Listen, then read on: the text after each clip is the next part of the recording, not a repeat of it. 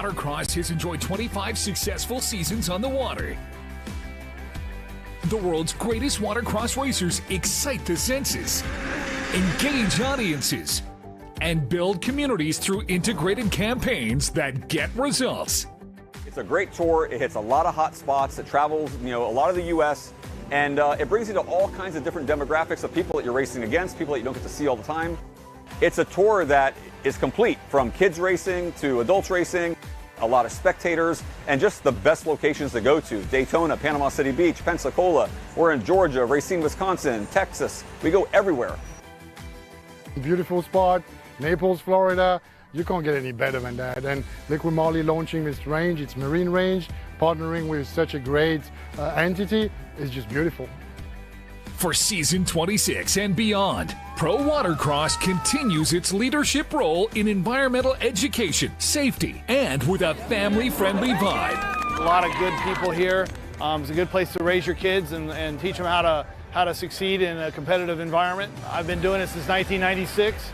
My 17-year-old son's now three-time world champion at jet ski racing, and he grew up by my side. Are you ready? Get online with prowatercross.org. Somebody comes out of this race as a world champion.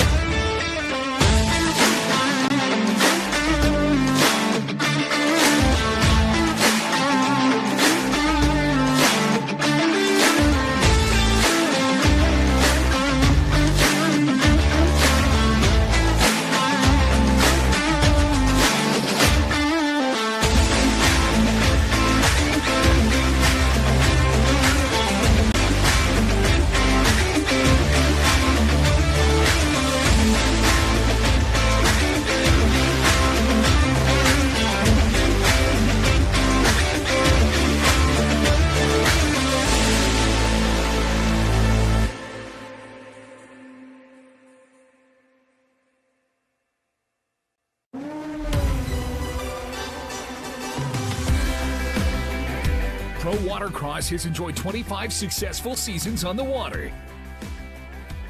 The world's greatest watercross racers excite the senses, engage audiences, and build communities through integrated campaigns that get results. It's a great tour. It hits a lot of hot spots. It travels, a lot of the U.S., and it brings you to all kinds of different demographics of people that you're racing against, people that you don't get to see all the time. It's a tour that is complete, from kids racing to adults racing, a lot of spectators, and just the best locations to go to. Daytona, Panama City Beach, Pensacola. We're in Georgia, Racine, Wisconsin, Texas. We go everywhere. Beautiful spot, Naples, Florida. You can't get any better than that. And LIQUI-MOLY launching this range, it's marine range, partnering with such a great entity is just beautiful. For season 26 and beyond, Pro Watercross continues its leadership role in environmental education, safety, and with a family-friendly vibe. A lot of good people here. It's a good place to raise your kids and teach them how to succeed in a competitive environment. I've been doing it since 1996. My 17-year-old son's now three-time world champion at jet ski racing, and he grew up by my side. Are you ready? Get online with prowatercross.org. Somebody comes out of this race as a world champion.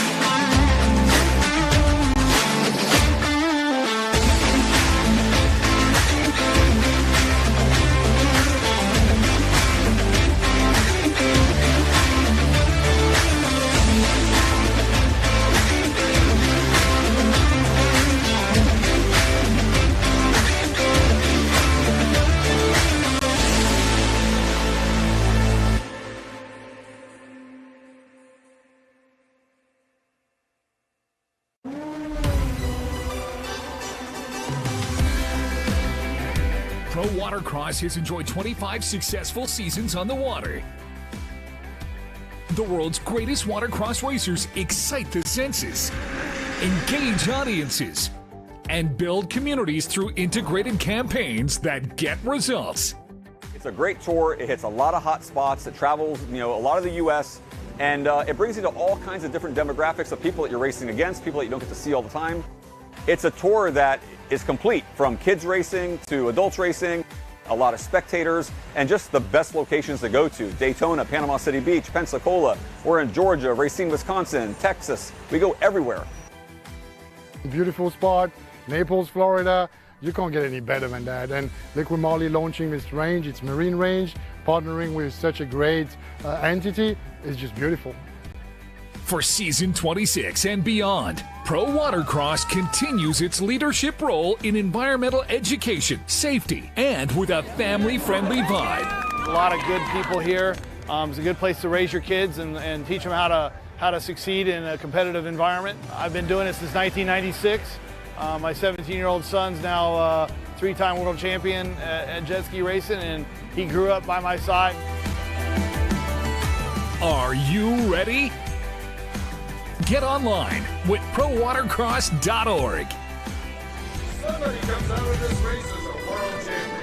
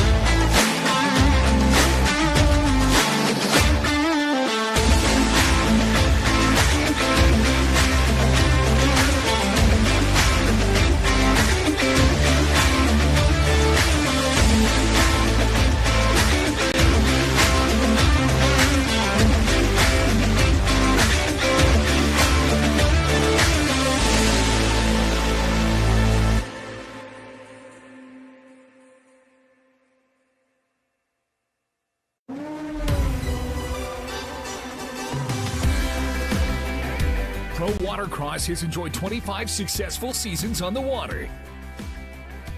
The world's greatest watercross racers excite the senses, engage audiences, and build communities through integrated campaigns that get results. It's a great tour. It hits a lot of hot spots. It travels, a lot of the U.S. and it brings you to all kinds of different demographics of people that you're racing against, people that you don't get to see all the time.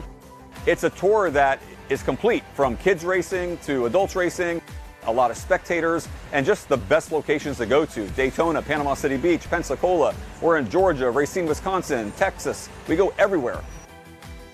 Beautiful spot, Naples, Florida.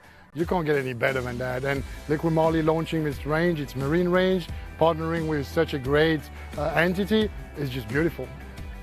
For season 26 and beyond, Pro Watercross continues its leadership role in environmental education, safety, and with a family-friendly vibe. A lot of good people here. It's a good place to raise your kids and teach them how to succeed in a competitive environment. I've been doing it since 1996. My 17-year-old son's now a three-time world champion at jet ski racing, and he grew up by my side. Are you ready? Get online with prowatercross.org. Somebody comes out of this race as a world champion.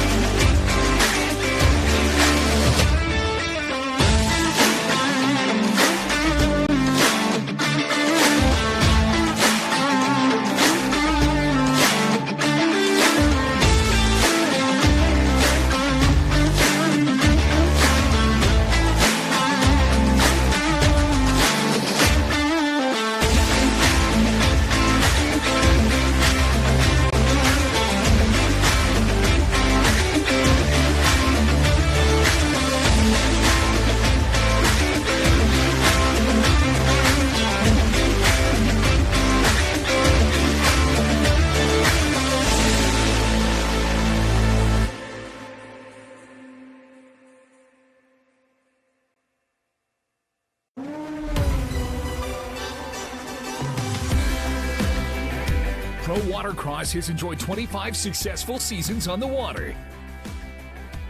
The world's greatest watercross racers excite the senses, engage audiences, and build communities through integrated campaigns that get results. It's a great tour. It hits a lot of hot spots. It travels, a lot of the U.S. And it brings you to all kinds of different demographics of people that you're racing against, people that you don't get to see all the time. It's a tour that is complete, from kids racing to adults racing, a lot of spectators, and just the best locations to go to. Daytona, Panama City Beach, Pensacola. We're in Georgia, Racine, Wisconsin, Texas. We go everywhere. Beautiful spot, Naples, Florida. You can't get any better than that. And LIQUI-MOLY launching this range, it's marine range, partnering with such a great entity is just beautiful. For season 26 and beyond, Pro Watercross continues its leadership role in environmental education, safety, and with a family-friendly vibe. A lot of good people here. It's a good place to raise your kids and teach them how to succeed in a competitive environment. I've been doing it since 1996. My 17-year-old son's now three-time world champion at jet ski racing, and he grew up by my side. Are you ready? Get online with prowatercross.org. Somebody comes out of this race as a world champion.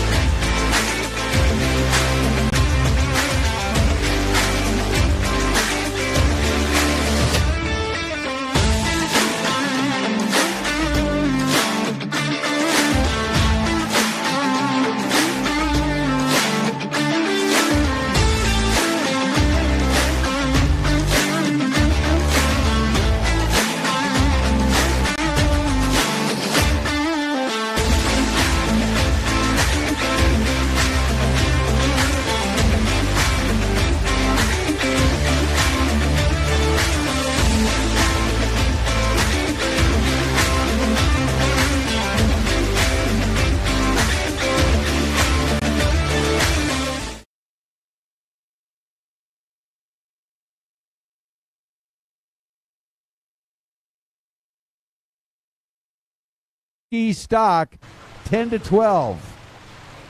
On the number 139 Kawasaki out of Atlanta, Georgia. Sponsored by Howard, Sid, Jason Herndon, Glenn Elliott with Killer Frog Racing and Team Reckless Abandonment, Abby Weldon. And boat number 529 out of Jacksonville, Florida.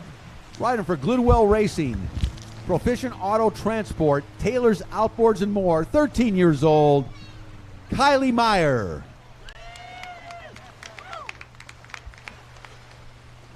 The 2022 LIQUI-MOLY Pro Watercross National Championships, powered by HydroTurf, right here in Lake Charles, Louisiana. Great place to be to finish off the national tour, Kurt. No question about it, Rick. And I'm just, we had that little bit of rain. And I'll tell you what, the strong breeze is welcome for us. Oh, boy. It is absolutely gorgeous. It's comfortable right now. It really is nice. It is nice. Hey, speaking of nice, I looked back behind us here, and Big Daddy's. I was just going to say, Big Daddy's Sports Grill is going off. Well, not only are they doing that, they've got a yellow club car going up and down the beach. They've got drinks, nice, sodas, so you can stop them there. And don't forget the ice. Ices are over here now, so if you want to cool down, jump over there, grab you a shaved ice. Yeah, Big Daddy's got barbecue burgers, sausage dogs, nachos, chips, beer, hard seltzer, Cokes, water, Monster Energy. Man, that's the place to be. Here we go. Junior ski, 10 to 12-year-olds. Well, they're both going on the same side. Weldon looking over, trying to see if it's clear to move over. She said, nope, I'll stay outside. As Kylie Meyer takes the lead, and here comes Weldon. She jumped underneath her right there. Abby Weldon on the gas. Oh, and Kylie goes down. Momentarily back up and underway.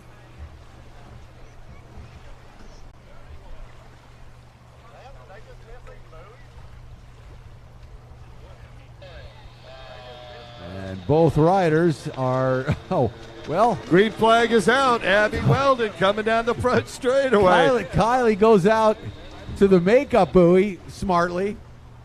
Well done. On the first lap. I'm not sure how that works, but they are junior riders and young junior riders, and they'll learn. They'll learn the course. They'll figure it out. Well, I know how we can figure it out. At the end of the race, a few minutes after, you can go up and see what the postings are for the official results, rather than just what we're announcing up here, because, everything we say is officially unofficial. Up next, Sport GP, Sport Open, and Vintage X2 GP. Race number 4 to the starting line. Sport GP, Sport Open, and Vintage X2 GP. Yeah, we're going to see Billy Dearman and Gary Burtka out there again. How about Vintage X2 GP? We don't see that often. I think this is second time this year. Is it? I could be incorrect.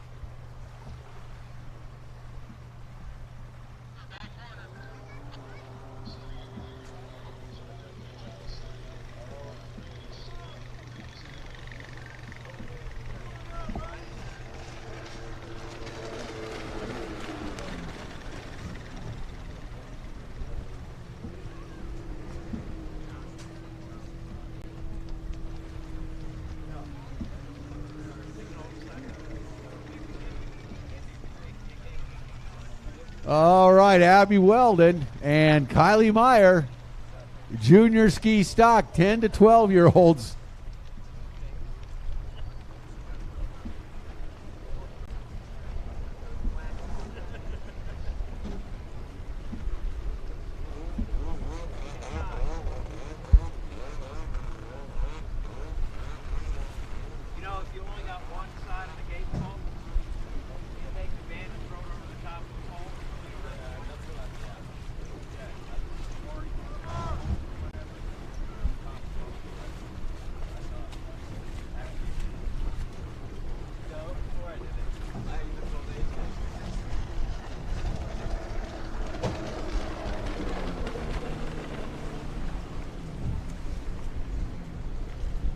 Wow, Rick Lake, everything's clearer from here. Yeah, much better. Moved up a little bit, and the tower. Boy, that breeze feels good here in Lake Charles, doesn't it? Yes, it does. Wow.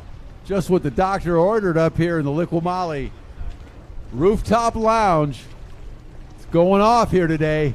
Abby Weldon coming down that front straightaway on a tear. Talk about somebody who's made strides this year. Weldon really obviously putting in the laps. Yeah, traveling around the country on the Pro Watercross National Tour, and it's paying off for Abby. Yeah, she's putting the pedal to the metal, no question about it. And remember, these are just the first set of motos, Rick. We got lots of racing going on throughout the day. Yeah, 3 motos for all classes this weekend, and we're going to crown national champions today in Pro-Am Ski GP, Sport Stock, Pro-Am Ski Stock, and Pro Freestyle. The rest of the classes will be crowned tomorrow.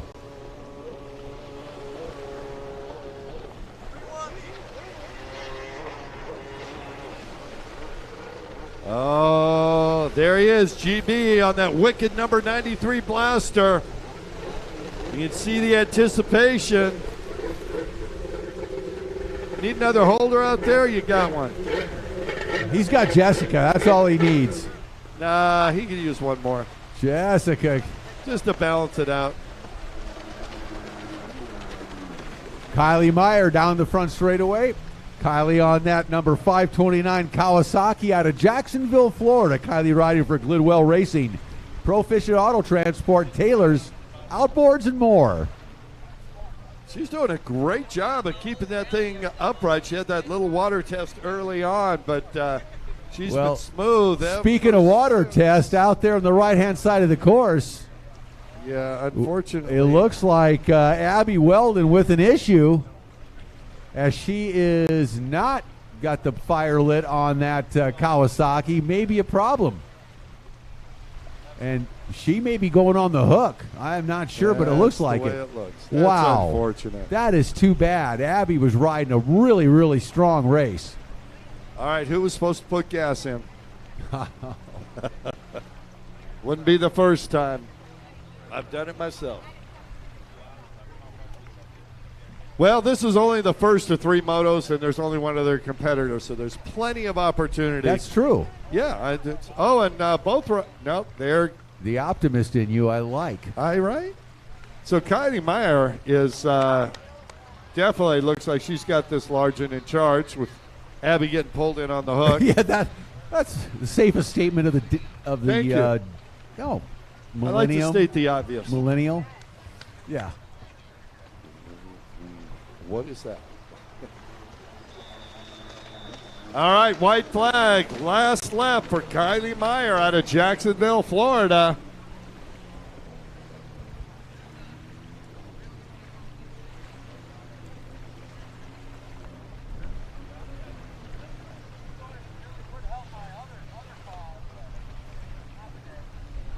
Kylie Meyer on the final lap here. Unfortunately, it really is sad to see Abby Weldon getting towed in. I really hate to see the juniors. I mean, I hate to see anybody getting towed in on the hook, but the juniors, you know, they're so fired up and it's so much fun, and they're wide-eyed and just stoked on everything, and to see him get towed in, real disappointing. Well, you know that they're going to get to work on that boat right away, and who knows, if they don't get it fixed, maybe Jimmy Wilson will let her ride his GP1. Juniors can't get on that. No.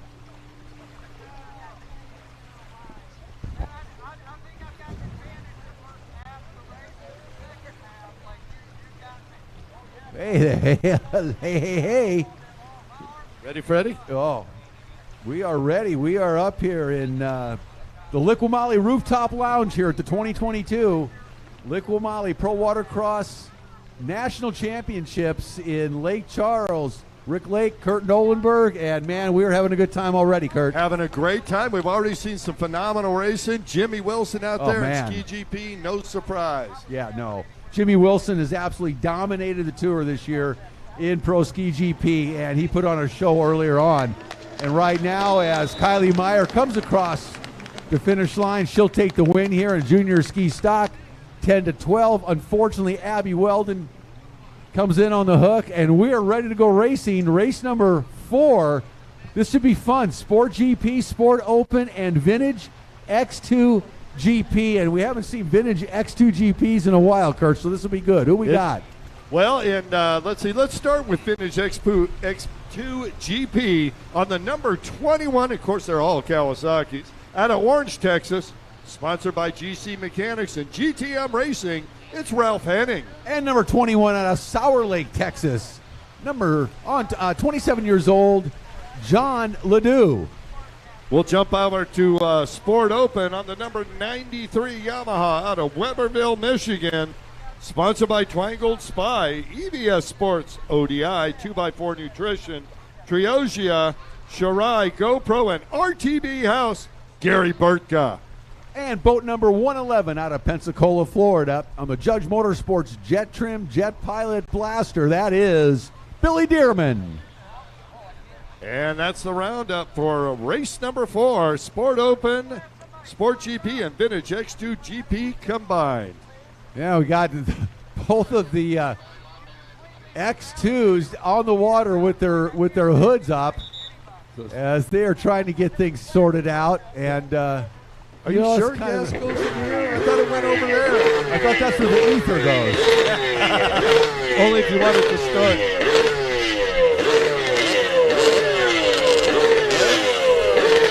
Oh, they got to rip and listen to the power of those X2s.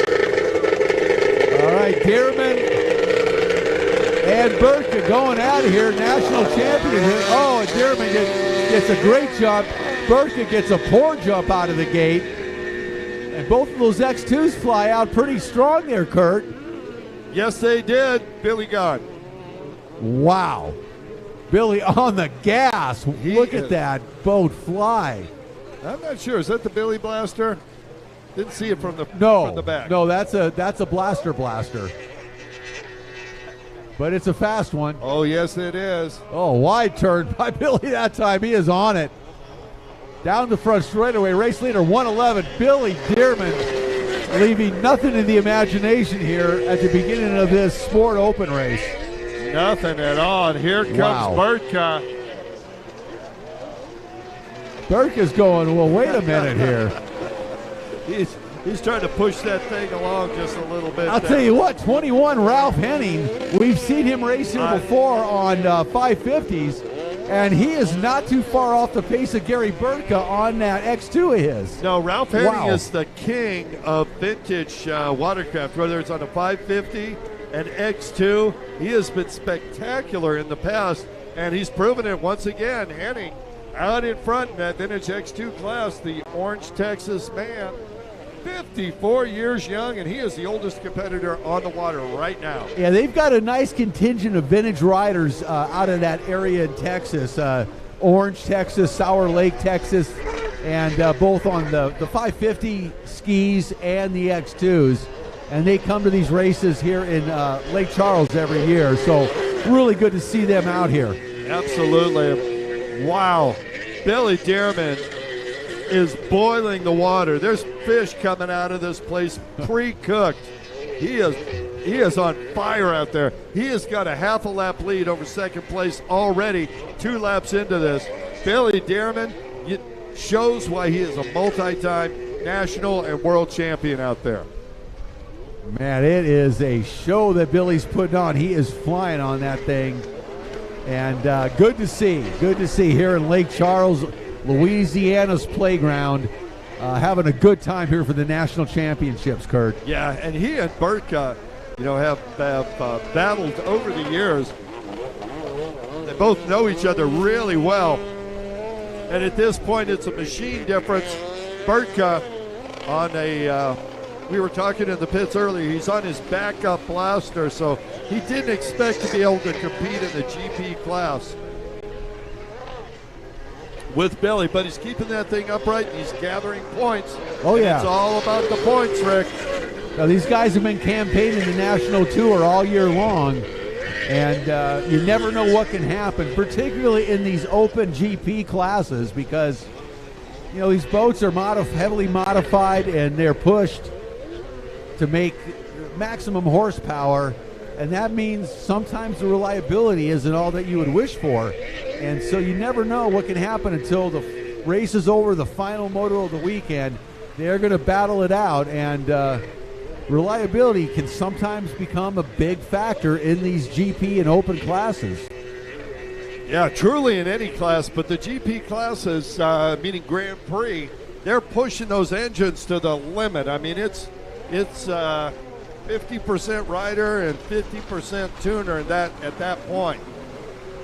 I do want to point out, Rick, Kona Ice is open over there as I'm trying to drink some stale water. I'm thinking I'm going to sneak over there at lunchtime and grab me one of those. I think you should. You look like you look a little parched. I think you could use a Kona Ice. Kona Ice sounds good to me. Dearman coming up on Ralph Henning here. And Dearman, he knows what it's like to be passed by a blaster when you're on an X2. He's been riding long enough for that transition. Yep. So he's giving him lots of room. He's going to just wait until the back straightaway. He's going to take it easy a little bit here. Yeah. As he has this race well in hand, to say the least. Oh, maybe he's not going to wait. And here we go. There we go. Just a little squeeze of the throttle, and right by Henning goes Dearman. But Henning doing good out there, looking good on that X2. That's a completely different animal than what Dearman is aboard in every which way, shape, or form. We got Gary Burka out there now. Next race up is Ski 4-Stroke Stock, they should be coming to the line. Halfway flags are out. So we're going to see Jessica Burtka on the line going up against Gary Holbein Jr. Yep. Oh, that's going to be exciting. It is. That's going to be a good race. Well, right now it's all Billy Dearman as he looks to lap. Oh, and Gary Burtka puts his hand up in the air. He's like, Billy, go on by, buddy. I'm having some issues. Wow. Yeah. What a shame for Burtka. All the way from, where do they live now? Michigan. Michigan. Up in Michigan.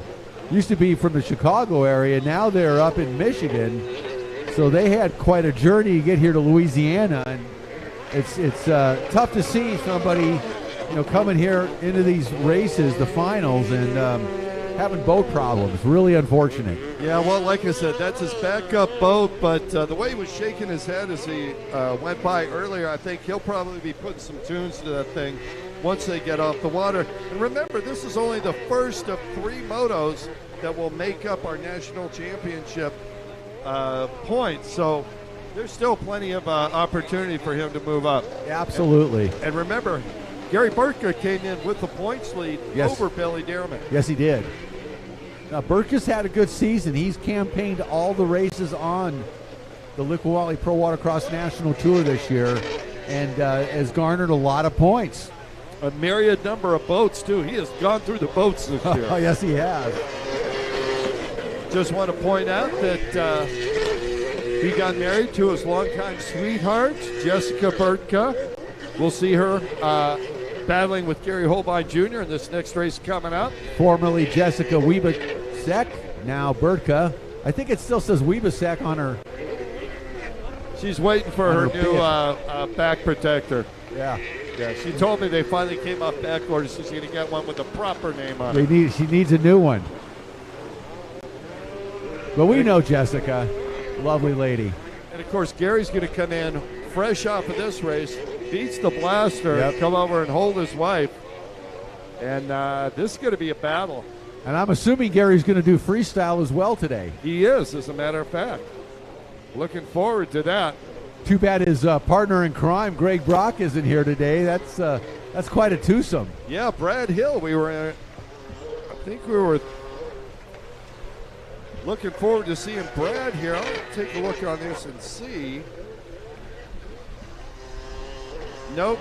Dearman taking the white flag down the front straightaway. Boat number 111, Billy Dearman, with this race beyond well in hand. Wow. And you just watch Billy, the way he rides that boat, Rick. I mean, he is one of the smoothest riders on a blaster we've ever seen. And John Ladeau comes by on that vintage X2 GP. John out of Sour Lake, Texas, 27 years old here campaigning the vintage X2 today. Good to see. Fun seeing the vintage. Always fun to see the vintage skis come out. Is it Sour Lake or is it slightly less Sweet Lake? To all our fans in Sour Lake, Texas, the aforementioned was sponsored by Rick Lake. Well, we've been doing pretty good with the weather today. We thought we were going to get hammered a little bit ago, and we do have some sprinkles coming down, but man, we have been spared. It's been pretty darn good, Kurt. We are feeling blessed right now, Rick Lake. Yeah, we are. And checkered flag comes out. Billy Dearman will take the win here in Sport Open. Gary Burtka finishes in second, and like we said, Gary will come over, beats the craft, he'll hold Jessica. Or maybe not, looks like she has Taylor over there to hold her.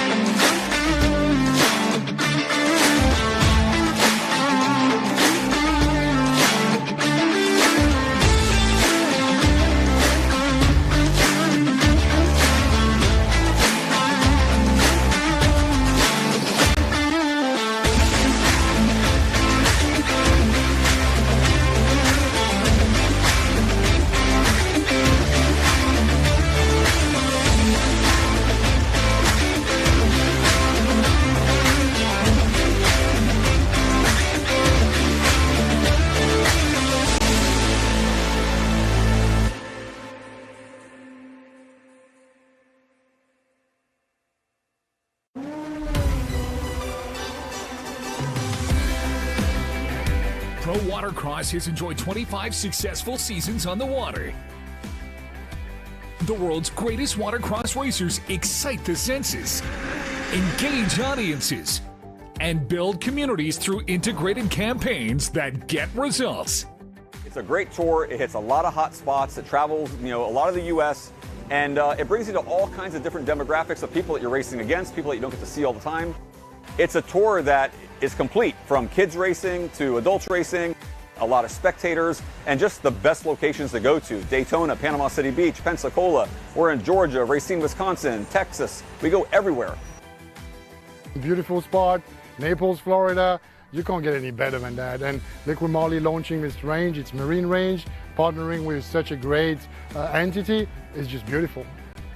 For season 26 and beyond, Pro Watercross continues its leadership role in environmental education, safety, and with a family-friendly vibe. A lot of good people here. It's a good place to raise your kids and teach them how to succeed in a competitive environment. I've been doing it since 1996. My 17-year-old son's now three-time world champion at jet ski racing, and he grew up by my side. Are you ready? Get online with prowatercross.org. Somebody comes out of this race as a world champion.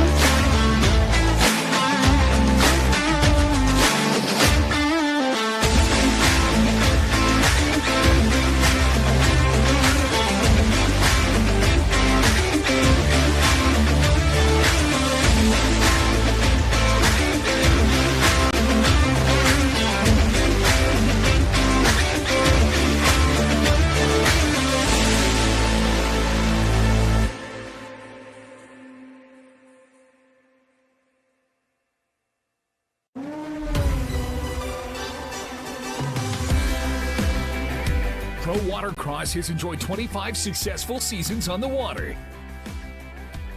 The world's greatest watercross racers excite the senses, engage audiences, and build communities through integrated campaigns that get results. It's a great tour. It hits a lot of hot spots. It travels, a lot of the U.S. and it brings you to all kinds of different demographics of people that you're racing against, people that you don't get to see all the time. It's a tour that is complete, from kids racing to adults racing, a lot of spectators, and just the best locations to go to. Daytona, Panama City Beach, Pensacola. We're in Georgia, Racine, Wisconsin, Texas. We go everywhere. Beautiful spot, Naples, Florida. You can't get any better than that. And LIQUI-MOLY launching this range, it's marine range, partnering with such a great entity is just beautiful. For season 26 and beyond, Pro Watercross continues its leadership role in environmental education, safety, and with a family-friendly vibe. A lot of good people here. It's a good place to raise your kids and teach them how to succeed in a competitive environment. I've been doing it since 1996. My 17-year-old son's now three-time world champion at jet ski racing, and he grew up by my side. Are you ready? Get online with prowatercross.org. Somebody comes out of this race as a world champion.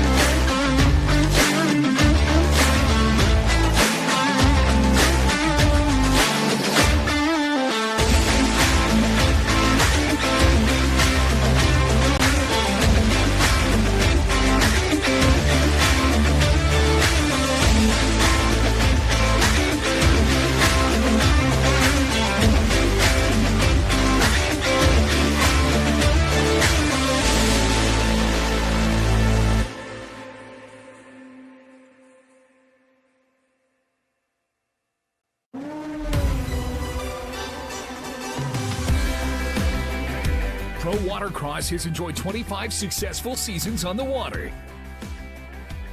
The world's greatest watercross racers excite the senses, engage audiences, and build communities through integrated campaigns that get results. It's a great tour. It hits a lot of hot spots. It travels, a lot of the U.S. and it brings you to all kinds of different demographics of people that you're racing against, people that you don't get to see all the time. It's a tour that is complete, from kids racing to adults racing, a lot of spectators, and just the best locations to go to. Daytona, Panama City Beach, Pensacola. We're in Georgia, Racine, Wisconsin, Texas. We go everywhere. Beautiful spot, Naples, Florida. You can't get any better than that. And LIQUI-MOLY launching this range, it's marine range, partnering with such a great entity is just beautiful. For season 26 and beyond, Pro Watercross continues its leadership role in environmental education, safety, and with a family-friendly vibe. A lot of good people here. It's a good place to raise your kids and teach them how to succeed in a competitive environment. I've been doing it since 1996. My 17-year-old son's now a three-time world champion at jet ski racing, and he grew up by my side. Are you ready? Get online with prowatercross.org. Somebody comes out of this race as a world champion.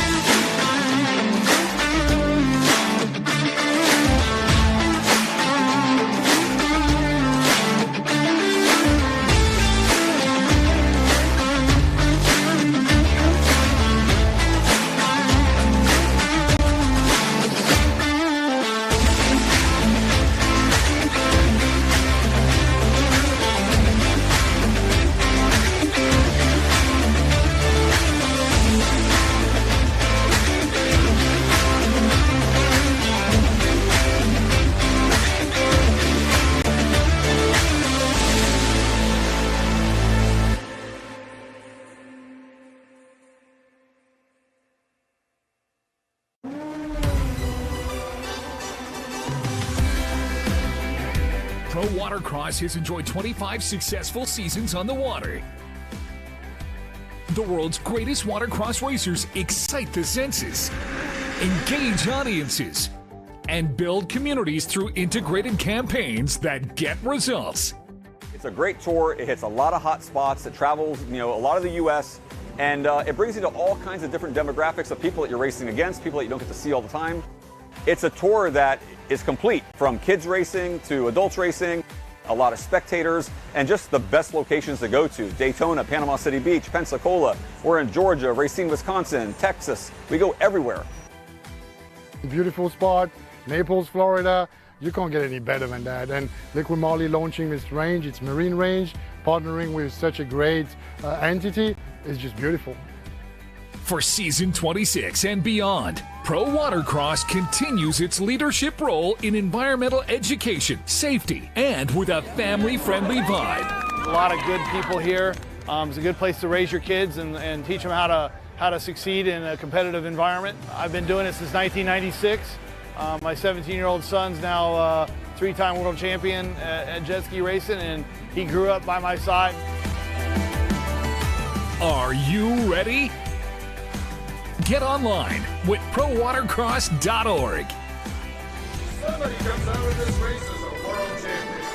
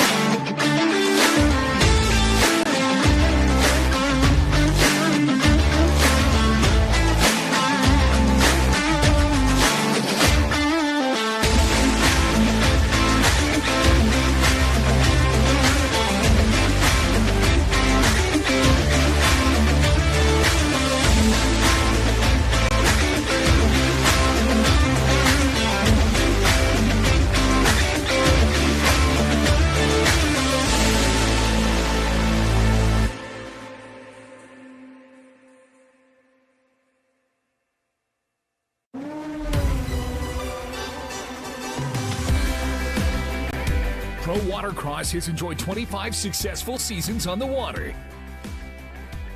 The world's greatest watercross racers excite the senses, engage audiences, and build communities through integrated campaigns that get results.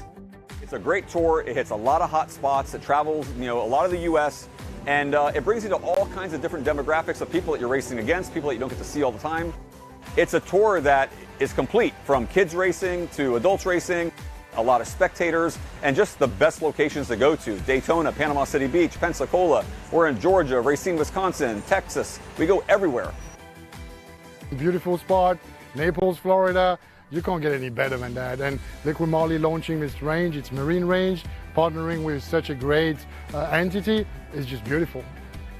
For season 26 and beyond, Pro Watercross continues its leadership role in environmental education, safety, and with a family-friendly vibe. A lot of good people here.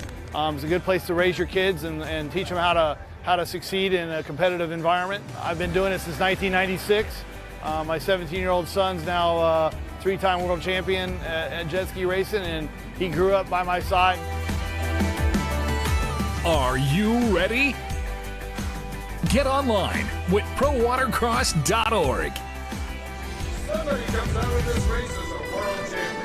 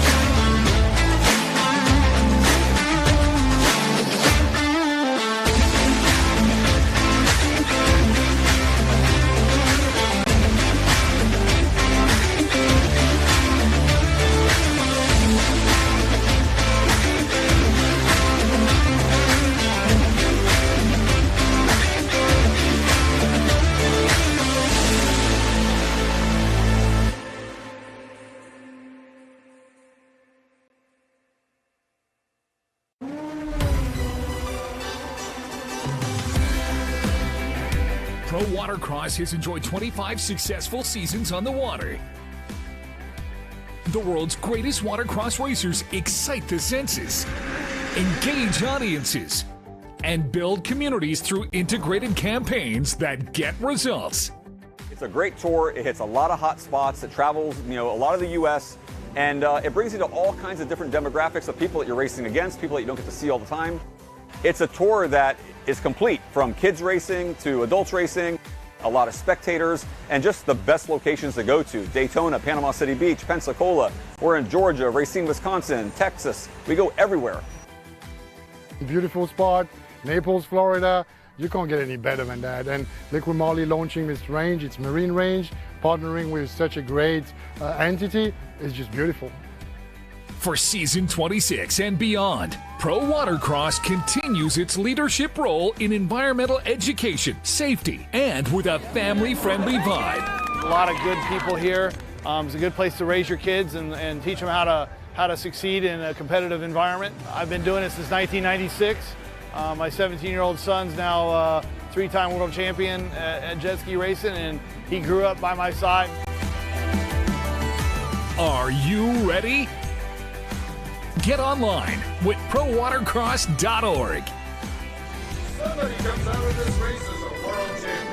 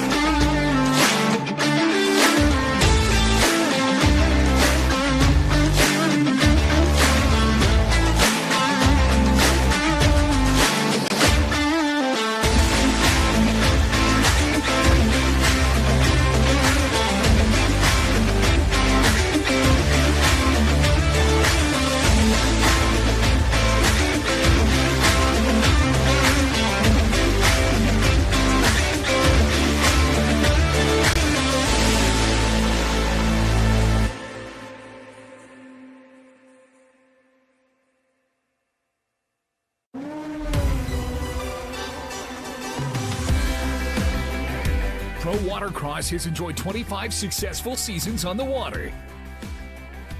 The world's greatest watercross racers excite the senses, engage audiences, and build communities through integrated campaigns that get results. It's a great tour. It hits a lot of hot spots. It travels, a lot of the U.S. And it brings you to all kinds of different demographics of people that you're racing against, people that you don't get to see all the time. It's a tour that is complete, from kids racing to adults racing, a lot of spectators, and just the best locations to go to. Daytona, Panama City Beach, Pensacola. We're in Georgia, Racine, Wisconsin, Texas. We go everywhere. Beautiful spot, Naples, Florida. You can't get any better than that. And LIQUI-MOLY launching this range, it's marine range, partnering with such a great entity is just beautiful. For season 26 and beyond, Pro Watercross continues its leadership role in environmental education, safety, and with a family-friendly vibe. A lot of good people here. It's a good place to raise your kids and teach them how to succeed in a competitive environment. I've been doing it since 1996. My 17-year-old son's now a three-time world champion at jet ski racing, and he grew up by my side. Are you ready? Get online with prowatercross.org. Somebody comes out of this race as a world champion.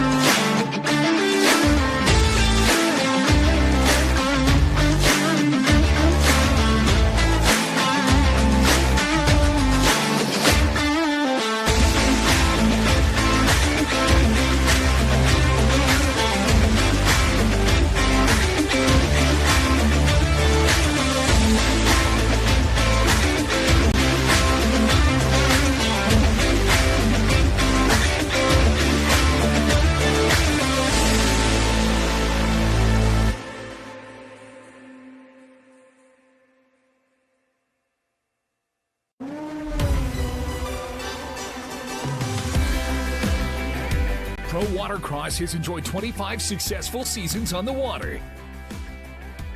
The world's greatest watercross racers excite the senses, engage audiences, and build communities through integrated campaigns that get results. It's a great tour. It hits a lot of hot spots. It travels, a lot of the U.S. And it brings you to all kinds of different demographics of people that you're racing against, people that you don't get to see all the time. It's a tour that is complete, from kids racing to adults racing, a lot of spectators, and just the best locations to go to. Daytona, Panama City Beach, Pensacola. We're in Georgia, Racine, Wisconsin, Texas. We go everywhere. Beautiful spot, Naples, Florida. You can't get any better than that. And LIQUI-MOLY launching this range, it's marine range, partnering with such a great entity is just beautiful. For season 26 and beyond, Pro Watercross continues its leadership role in environmental education, safety, and with a family-friendly vibe. A lot of good people here. It's a good place to raise your kids and teach them how to succeed in a competitive environment. I've been doing it since 1996. My 17-year-old son's now a three-time world champion at jet ski racing, and he grew up by my side. Are you ready? Get online with prowatercross.org. Somebody comes out of this race as a world champion.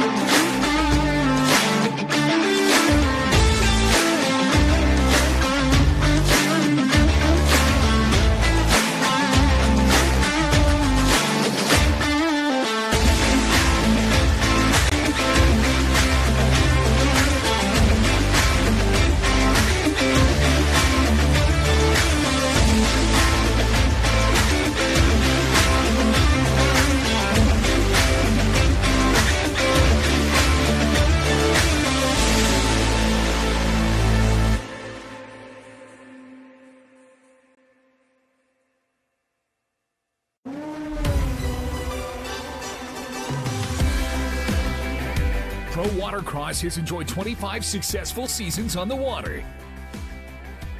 The world's greatest watercross racers excite the senses, engage audiences, and build communities through integrated campaigns that get results. It's a great tour. It hits a lot of hot spots. It travels, a lot of the U.S. and it brings you to all kinds of different demographics of people that you're racing against, people that you don't get to see all the time. It's a tour that is complete, from kids racing to adults racing, a lot of spectators, and just the best locations to go to. Daytona, Panama City Beach, Pensacola. We're in Georgia, Racine, Wisconsin, Texas. We go everywhere. Beautiful spot, Naples, Florida. You can't get any better than that. And LIQUI-MOLY launching this range, it's marine range, partnering with such a great entity is just beautiful. For season 26 and beyond, Pro Watercross continues its leadership role in environmental education, safety, and with a family-friendly vibe. A lot of good people here. It's a good place to raise your kids and teach them how to succeed in a competitive environment. I've been doing it since 1996. My 17-year-old son's now a three-time world champion at jet ski racing, and he grew up by my side. Are you ready? Get online with prowatercross.org. Somebody comes out of this race as a world champion.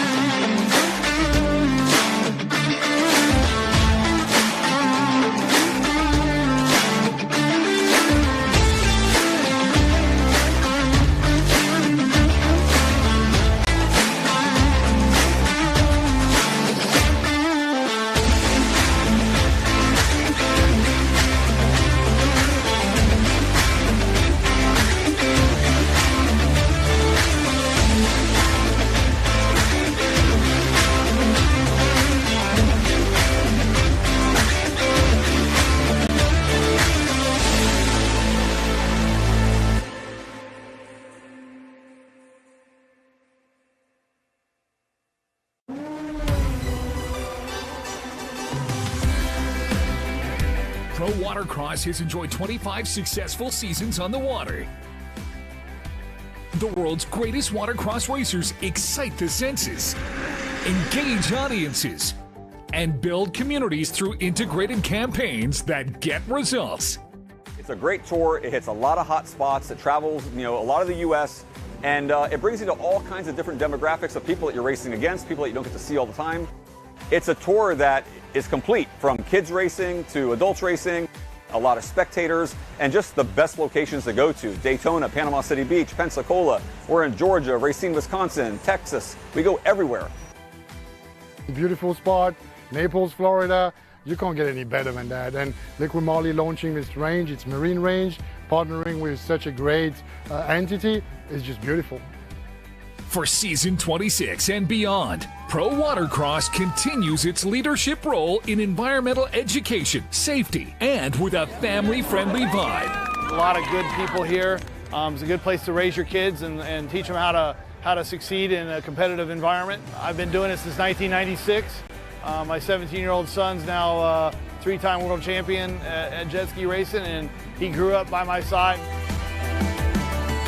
Are you ready? Get online with prowatercross.org. Somebody comes out of this race as a world champion.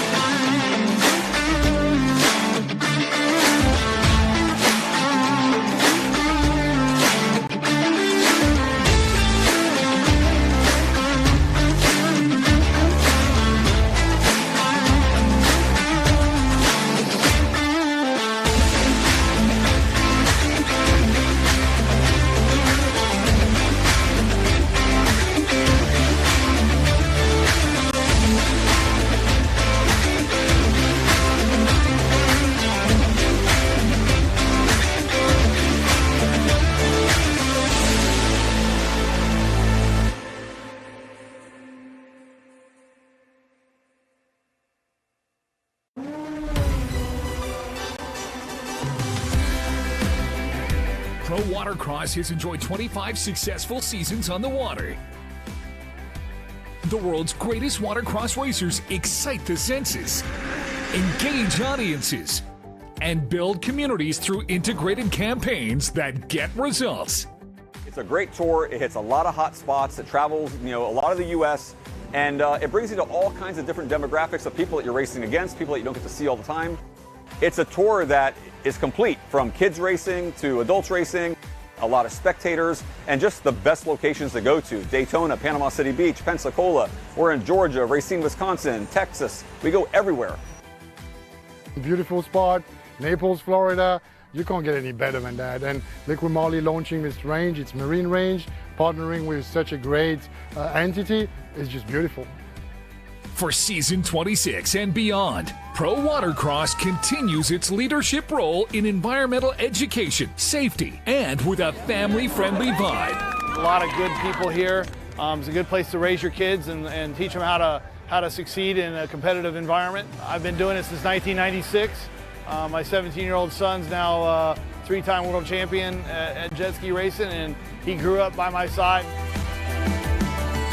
Are you ready? Get online with prowatercross.org. Somebody comes out of this race as a world champion.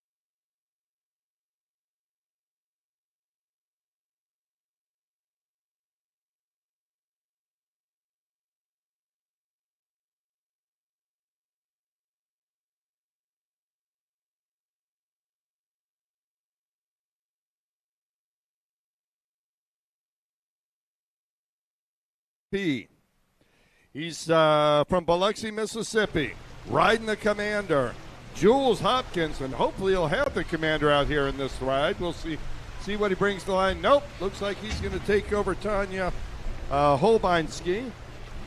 It's Jules Hopkins on the 53.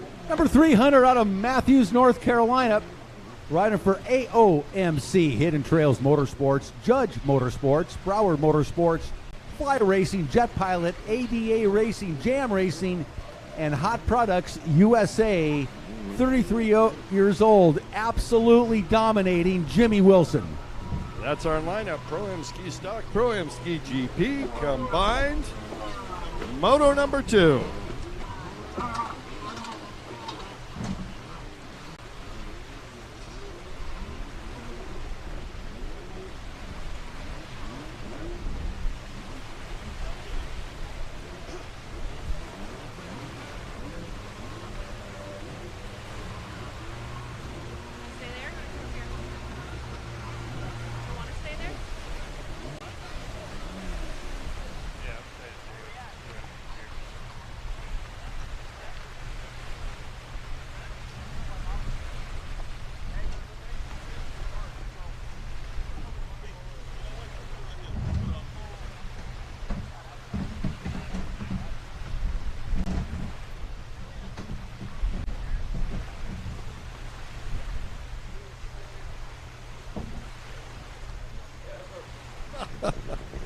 All right, we need all our riders to the line.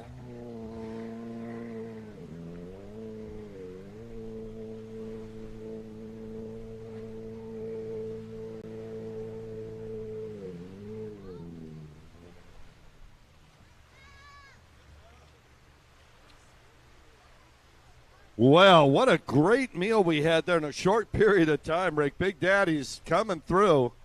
Absolutely. Man, my burger was super hot, super flavorful.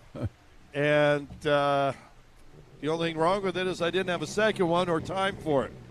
Yeah, Big Daddy's delivered lunch, and it was tasty, as you said. And if you haven't had a chance to run over there, they've got burgers, sausage dogs, nachos, chips, beers, hard seltzers, Cokes of all type, water, and Monster energy drinks. So go hit Big Daddy's for some lunch. Yeah, we appreciate them sponsoring the crew here. And our starter, Kimmy McKay, says, let's go.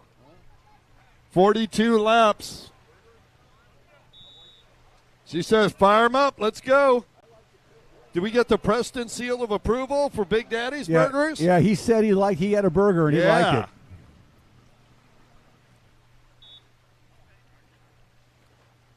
Sith, Dirty Dan Pennant, trying to find his place on the line here.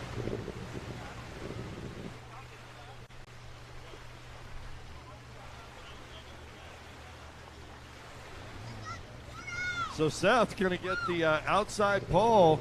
You're going to look for that outside sweep off the start, Rick. You better look out. Jimmy Wilson's right there. Well, remember Moto number 1, Jimmy started with a hit. He's going to do it again here. He's going to hold Taylor Stewart, and then he's going to start with a dead engine and then lap the field. How about that? All right, keep an eye. Okay, there goes Stewart. Here comes Jimmy Wilson. Hey, Jimmy. Taking his time. Can we talk here for a minute? Preston wanted to say hi. All right, go ahead. You can talk to him after this. All right. All right, put the flavor into it. Wow. Gary Holbein Jr. once again getting the drive on that inside start. On the outside, looks like Taylor's. No, that's Jules Hopkins. Yeah, Jules on that four-stroke. Jules on that four-stroke Superjet out in front on the outside split. But Gary Holbein Jr. having himself a day today as he takes the overall lead, at least momentarily, in front of Hopkins. 53-53, I get it. Wow, it's Gary a family affair out there. Indeed, Gary Holbein Jr. absolutely smoking around this track here in Lake Charles. And look how far back Jimmy Wilson started and where he's at now, Kurt. Amazing. I was talking to Taylor Stewart and Jimmy Wilson earlier, and Taylor Stewart kind of threatened Jimmy if he came by and lapped him again. He was going to serve him up some Big Daddy. It had already been processed. Uh-huh. All right, and Jules Hopkins takes the Joker boy, only one to do so far. And here comes Jimmy Wilson flying into, looking next to Gary Holbein Jr. Backs out of the throttle a little bit. Jimmy's going the inside. Gary's going the outside. Yeah, amazing performance by Jimmy Wilson, starting not just with a dead engine, but waiting a bit, talking to us a little bit up here, and then he decides to go, giving everybody a huge head start. You just don't see that often, and now Jimmy already into the lead. Gary Holbein Jr., man, what a start. Gary's shaking his head. He's going, I know Jimmy's behind me. Hey, Gary, you know, one of our, as we've said already, one of our junior riders that's moved up through the ranks. And Jimmy Wilson, always out there to help the younger riders. You know, he's giving them advice. And when he's out there on there, he'll show them the way to go through a corner, you know, talk to them about it on the beach, take them out again. Right now, Jimmy Wilson, he's gone. Wow.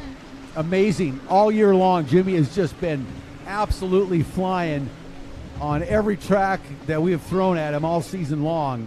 doing so here again today in Lake Charles. But to me, Gary Holbein Jr. has just been phenomenal today. He is. He's been really spectacular. I think I should have had Jimmy read me the New and Old Testament before he started. Exactly. It might have made it a little closer at the end. But Gary, riding in Pro-Am ski stock and four-stroke stock both, and taking wins in the first motos of both has just been phenomenal.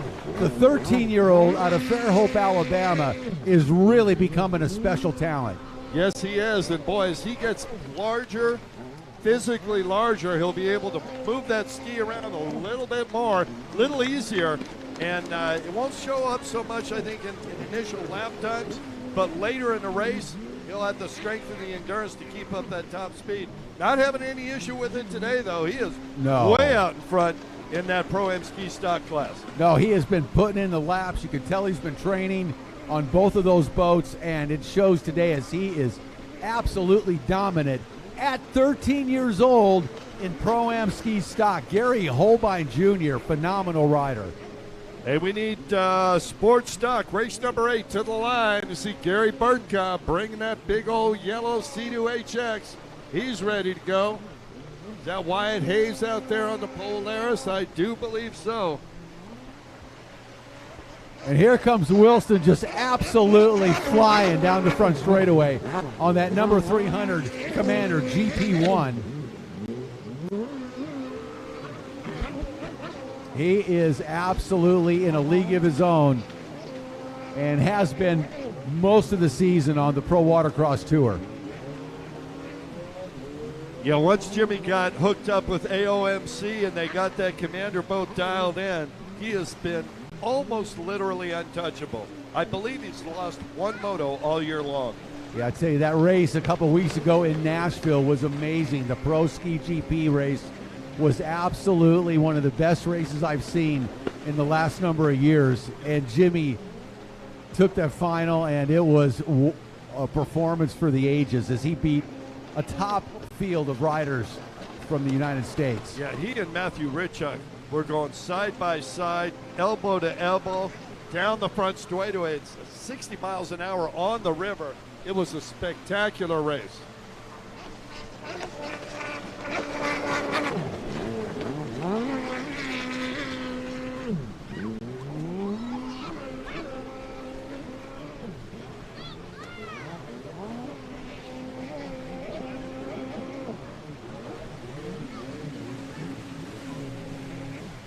So Jules Hopkins looking good on the borrowed four-stroke Superjet that he borrowed from the Holbeins, and that's also the same Superjet that Gary Jr. rode to the win in ski four-stroke stock earlier today. Yes, it is, and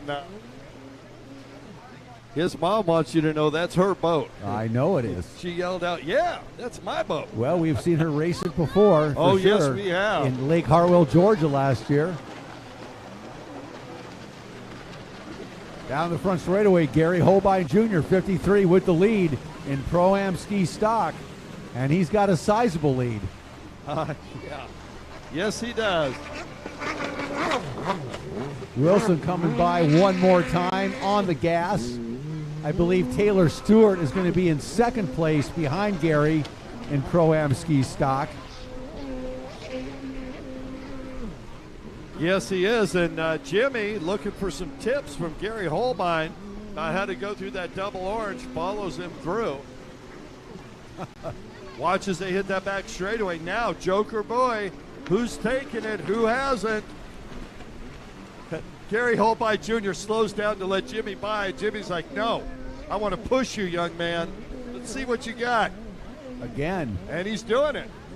He's going to go outside, put a little pressure on him, make the younger rider have to commit. Gary holding his own. He's doing quite a fine job with Jimmy Wilson out there, but he is riding his own race. Make no mistake. He knows what he's doing. Yeah. This young man, for 13 years old, has a tremendous amount of laps and races under his belt. and he is just getting better and better, and really one of the top young talents in the sport right now. Yeah, well, great self-awareness is Very much. You know, he knows where he's at. He knows who's in his class. Jimmy doesn't mean anything to him other than, you know, being friends. Because they're in different classes, even though they're on the track together. And Jimmy just pushing him, wants him to get as fast as he can get, the best he can be. Of course, he's not going to keep up with that machine, Rick. That Commander GP1 is just one special machine. Yeah. And it's almost unfair that Jimmy's the only one that's got one here today. Well, when they came down the front straightaway, Gary looked over at Jimmy to let him by, and Jimmy waved at him and said, "No, keep going. Let's race a little bit." Yeah. So he raced him through the next series of turns, and all that experience that Gary's getting, seeing the type of riding that Jimmy's doing, is going to do nothing but make him better. Oh, look at this. Taylor Stewart and Jules Hopkins having a little go out there. Hopkins with the pass, and Stewart now behind him. That would be in the Pro-Am Ski GP class. That's correct. Hopkins on that stock 4-stroke Superjet.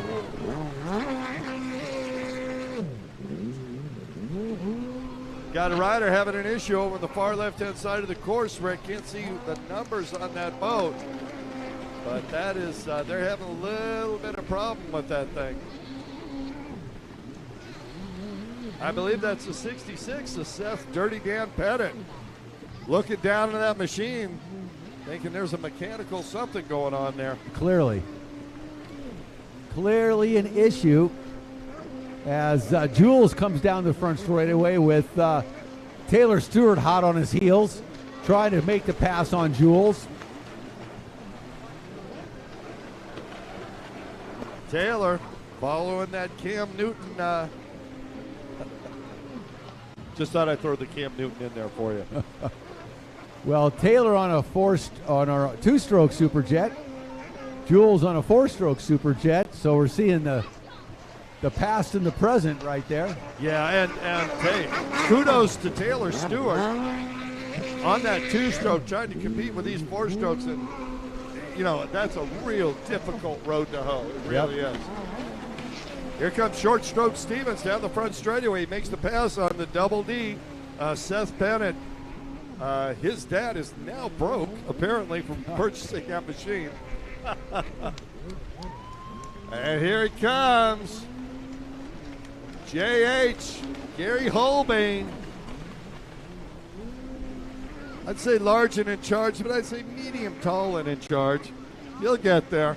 Oh, he is phenomenal. He is one of the stars of the day so far. Gary Holbein Jr. absolutely dominating. Here comes Jules Hopkins one more time on that 4-stroke Superjet. And Taylor Stewart doing everything he can, trying to run Jules down, but you know, there's 2-3 mile an hour difference at the top end.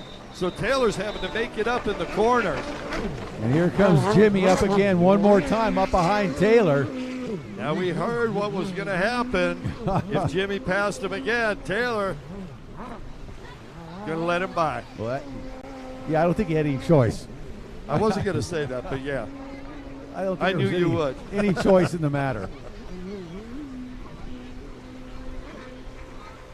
I call it as I see it, Gert. You know me. Absolutely. And here we go. Ryan Short Stroke Stevens taking the makeup buoy there. That's going to give Gary Holbein Jr. an opportunity to make the pass for lapping him. And Holbein Jr., now he's got to almost lap in Ryan Short Stroke Stevens. He has to be careful not to get unbalanced in that pump wash of Stevens. Oh, I don't think Gary Holbein Jr. is going to have any trouble at all, as he just has been spectacular all day today, Kurt. He is one of the stars of the day in my book. No question about it, Rick, but lappers, you know, you never can tell, and Ryan Stevens not moving over. Here goes Holbein Jr. Gary putting the pedal down and making the pass. Nothing to it, man. Gary right around him. He looks like he may lap the entire, I think he has lapped the entire field in Pro-Am Ski Stock. Amazing riding. Gary Holbein Jr., 13 years old, absolutely flying around this race course today here in Lake Charles, Louisiana. Yeah, he's doing a phenomenal job. He really is. Preston, who's your favorite rider? Who? Jimmy. Wilson? Jimmy says. Hey, your last name's Wilson too, isn't it? Yeah, I'm going with Daddy. Daddy was the first word out of his mouth. Yep. Daddy's rocking it out there, isn't he? Oh, yeah, he says, you bet. Yes, Did you he say is. Wilson or Holbein? Holbein Jr. down the front straightaway one more time with the lead. And speaking of Jimmy Wilson, Right, here he comes. there he goes one more time. He's going to come up behind Holbein again. Look out, Gary. Jimmy Wilson's knocking on your back door as the laps wind down. The white flag getting ready to come out. I believe next circulation.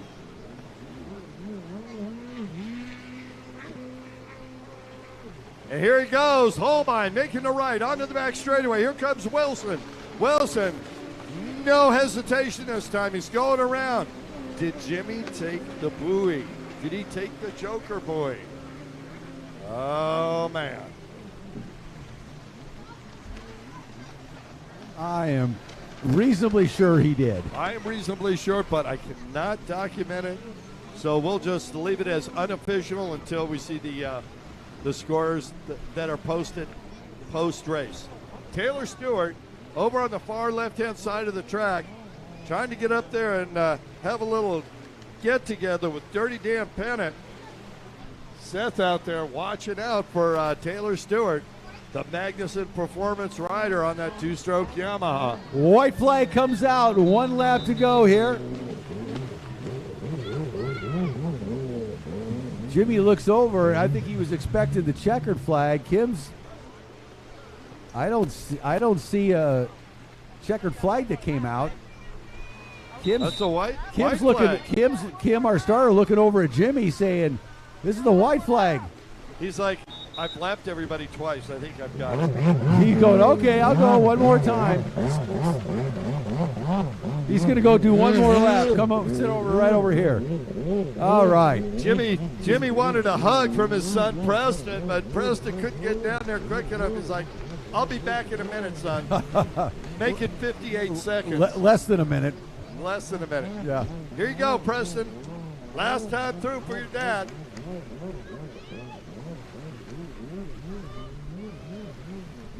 Gary Holbein Jr. going to that outside. He's at, and Holbein continuing to lead out there. Mom and Dad.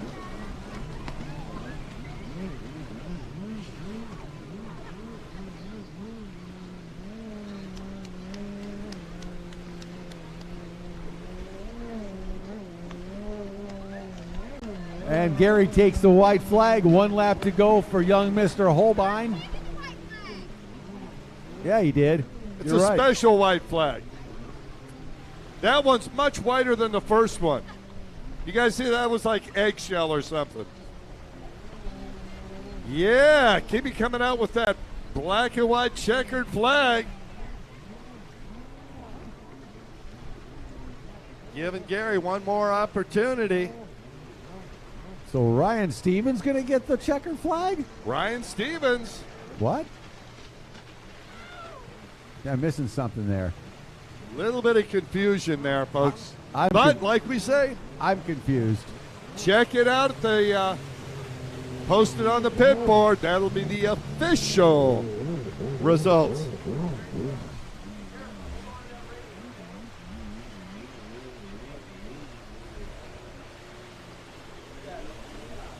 Well done. Wow, Jules Hopkins comes in. He's complete. Taylor Stewart on that Magnuson Performance Yamaha Superjet.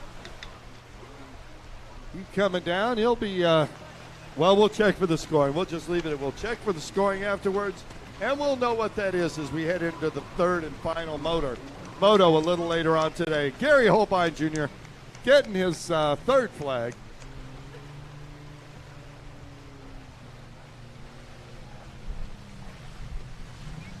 And Seth Dirty Dan Pettit completing the moto, bringing that 66 in. He's looking strong. He got faster and faster through the moto. Absolutely. Up next, Rick, Sport Stock.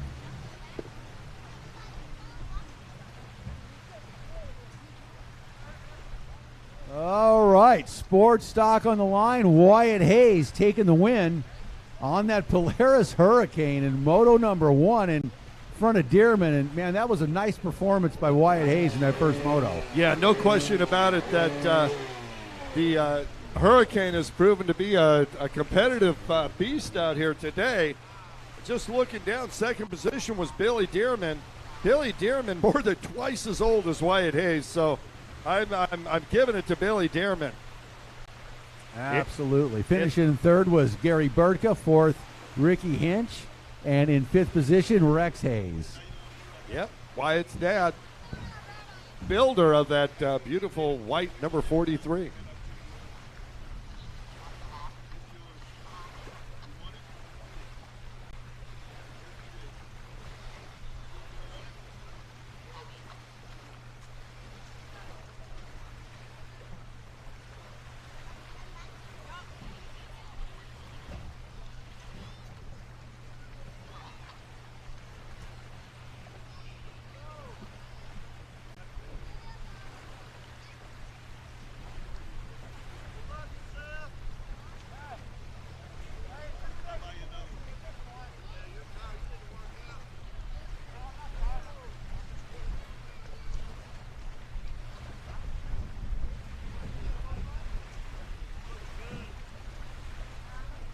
Well, Rick, you know, I don't want to get the announcer's curse on it, but the weather sure is this is announcer's weather when you've got a strong onshore wind, going to rough up the course, make it a little bit more difficult for these guys. This was glass smooth water this morning. We're roughing it up now for the Sport Stock class. Yeah, we're looking straight into the south towards the Gulf of Mexico. And that breeze coming off the Gulf sure feels good, Kurt.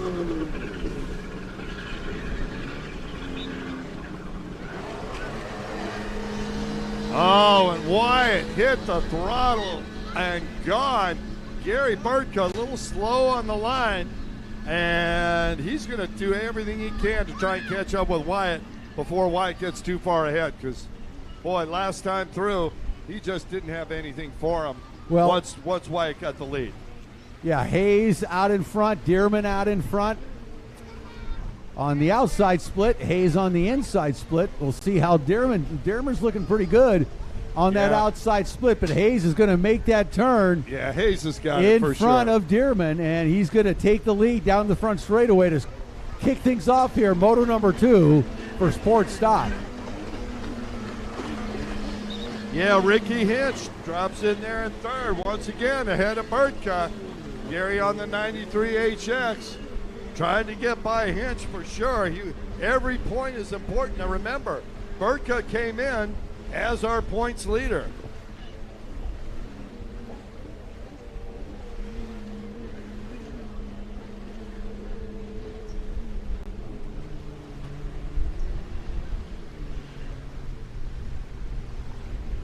Oh, man.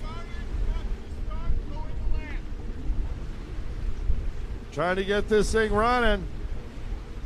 Trying to get that HX. You guys get the back end of that thing out of the water, let it turn over a little faster.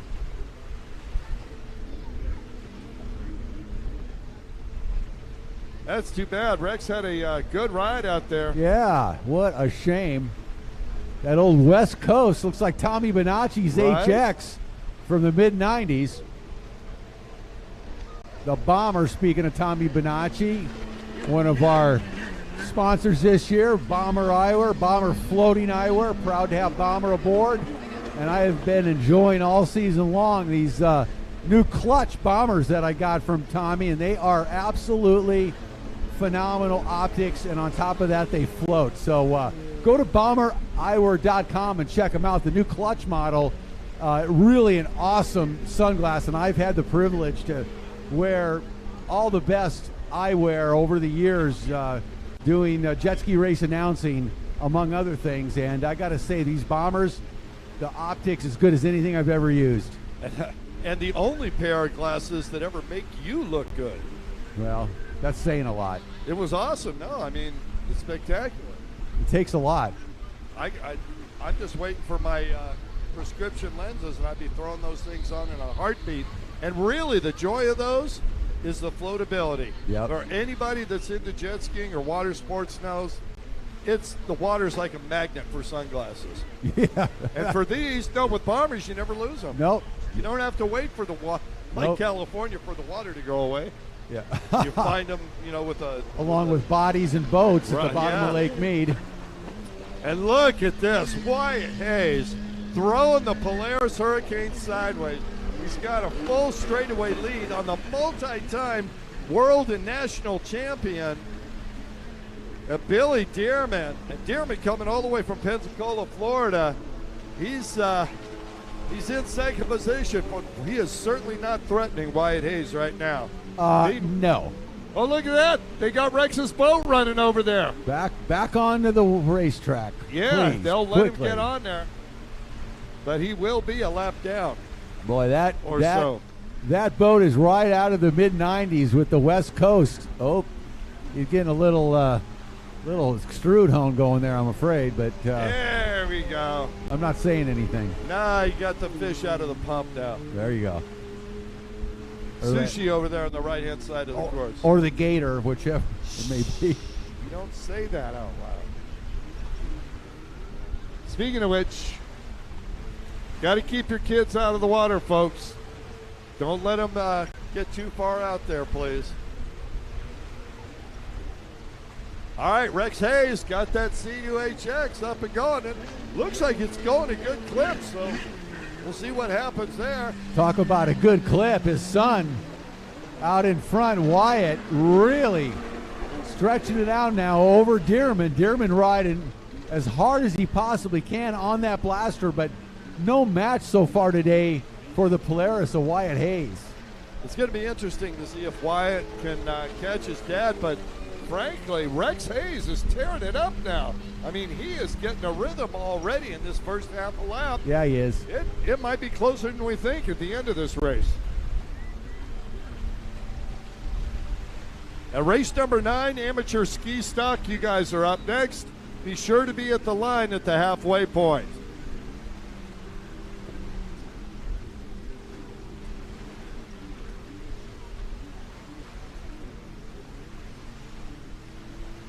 Oh, who's that down over there? That's Gary Bartka, I think. Is it? Nope, that's Rex Hayes. It's Hayes, I believe. Yep.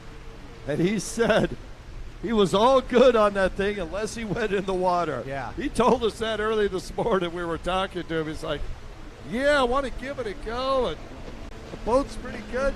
The only problem I have is if I fall off, I can't get back on. Those C2HXs are a little bit tricky to board in deep water. Challenging. Ask me how I know. Yeah. How do you know, Rick? Oh, I had the good fortune of racing one in an endurance race years ago, and That must have been an amazing experience for you. It was amazing. Yellow flag out, letting our riders know there's a rider in the water. Boat was a little Be tight. careful. Little tight for me, and boy, if you went off, getting back on was the first time, no big deal. Boop, right back on. You hold it wide open, let it come underneath you, you go, and after that, you start wearing down, and a couple hours go by, and you're just toast. By the third time you have to get back on, Yeah, I was over. you're looking for another sport. Yeah, I'm like, whatever you do, do not fall, because it's getting hard. Yeah, they are a spectacular craft in a racing situation, however. In close course. I think much better for close course and endurance. That's true. Well, when they first came out, they broke the lap record at every single track they went to. They were the fastest machine, even over the GP skis and everything. It's amazing. Here comes Hayes. Billy Dearman trying hard on that 715. His daughter's blaster. brought it out here to race the stock class. And Billy's been having a lot of fun on that thing this year. Says he really enjoys riding it. It takes a little break from his GP machine. It's a little bit more violent. And there's Gary Burtka.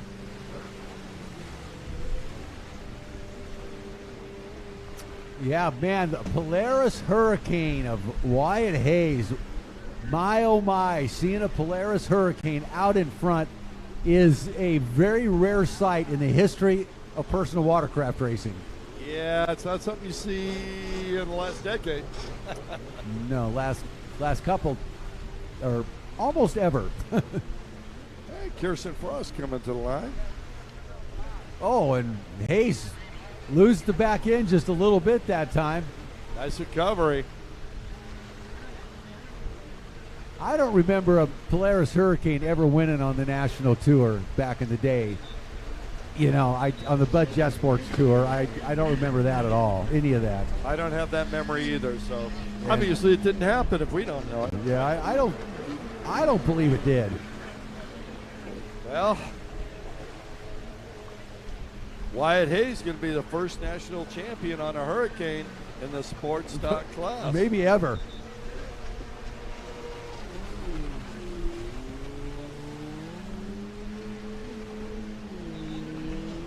Here comes Gary Burtka down the front straightaway, getting the cross flags. Half of the race is over, half to go. It's a big track here in Lake Charles, and these riders are getting their money's worth here at the national championships. They are getting some laps here today, Kurt. Yes, they are. I'll tell you what, our fuel sponsors are happy they're going out there this many laps. Yes, they are. Guy with the biggest smile is the race gas guy in the pits. And here comes Wyatt Hayes. Hayes has notched it down just a little bit. He's got a good rhythm. You know, he had that little tail slide there, but he's got it under control now. Looks over. Halfway flags already gone through. The laps are going to start winding down now. And amateur ski stock is already on the line. Well done, men.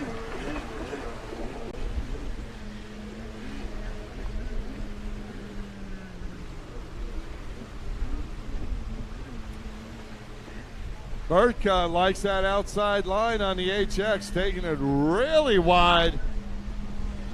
I'm thinking Gary Burtka might have gone full-on zip tie on the throttle here because he has picked up the pace He these last really couple has. of laps, man. He absolutely has. Boy, him and his bride Jessica have traveled the country this year on the Pro Watercross National Tour. They have been at all the stops, and they're having a lot of fun, I think, in their adventure together. Yes, they are. And by the way, any of the people here, if you'd like to get autographs after the races are over, we invite you to go up to the pits. You can see the riders up there. Just ask them, hey, can I get an autograph? Do you got any extra, $100 bills you can sign for me? Anything like that? Yeah, I'm sure there's lots of those. Any checks you could write on? Wyatt Hayes, he's going to be signing some autographs soon. Polaris Hurricane in the driver's seat here in Sport Stock. Moto number 2, repeat of the first moto, with Hayes out in front and Dearman in second. Billy Dearman just taking it nice and easy, a slow transition side to side, not doing anything ridiculous. He's got a points lead for the overall national tour championship, and Wyatt in the, as you said earlier, in the catbird seat for the today's national champion. Impressive. He rode well a couple weeks ago in Nashville, and picking right up here today in Lake Charles. Yes, he is.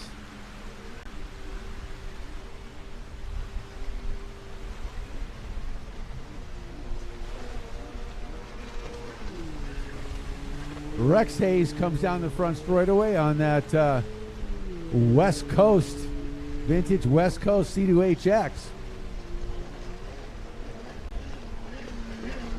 West Coast fielded a team of those boats back in the 90s. They had a whole fleet of them with some of the top talent in the world aboard. Was Art Chambers, if I'm correct, didn't Tommy Bonacci ride one of those? So definitely Tommy To a world Bonacci. championship? That was a Tommy Bonacci replica to me.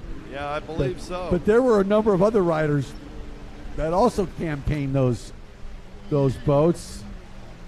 Nicholas Reyes You know, was on that tour. On that team. Yeah. He was on Butch's team. And I guess Art decided that Nicholas could ride an HX, signed him up to do it. Boy, could that guy ride an HX. Could ride anything. Boy, could he crash an HX. He could ride anything. It's spectacular get-offs for him. Whatever he rode, it was absolutely full throttle, I will guarantee you. Never slowed down. Uh-oh, upside down. I'm not saying it's Rex Hayes. It's an HX out there. Not saying it's Rex Hayes, but I'm not saying it's not.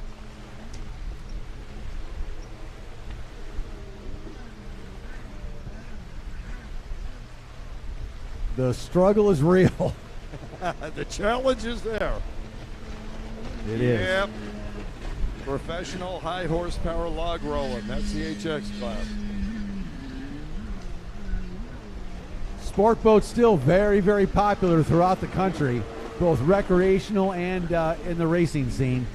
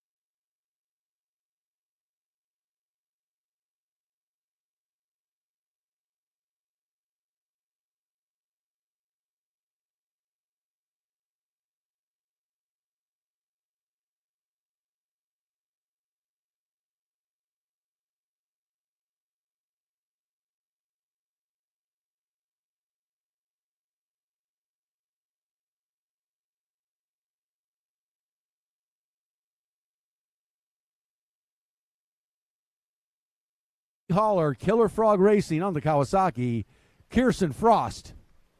Number 38 out of Greenwell Springs, Louisiana, also riding for NV Tech Performance on the Yamaha, 25 years old, Blaine Burkett. Number 220 out of Mansfield, Ohio, on the Imperial Autism Connections, Lucor Automotive, LIQUI-MOLY, PWC Doc, Easy Ski Hitch Hauler, GC Racing, and Team Reckless Abandonment, 39 years old, on the Kawasaki, Ryan Stevens. And rounding out the field in amateur ski stock, number 467 out of Central Louisiana, on the Kawasaki, Forrest Smith. So our first look at the amateur ski stock class here today. Don't know what to expect. Some new riders we haven't seen before. Of course, we know what to expect from Kirsten Frost. He has ridden well this year. Ryan Stevens we see pretty much every race. But some of these other riders are new faces. Oh, Kirsten Frost gets a great jump from the inside.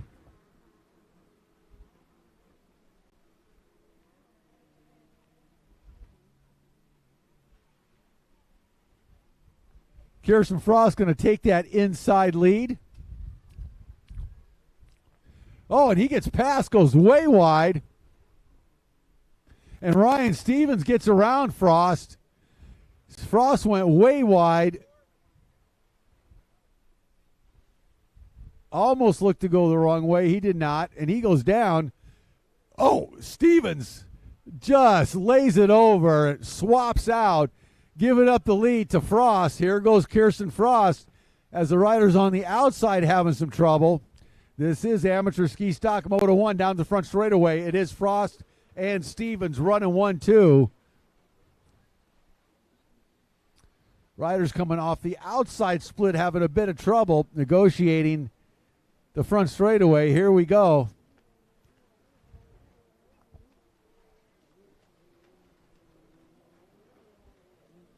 .467, Forrest Smith will relinquish his third place position as he goes down. 38, Blaine Burkett goes into third.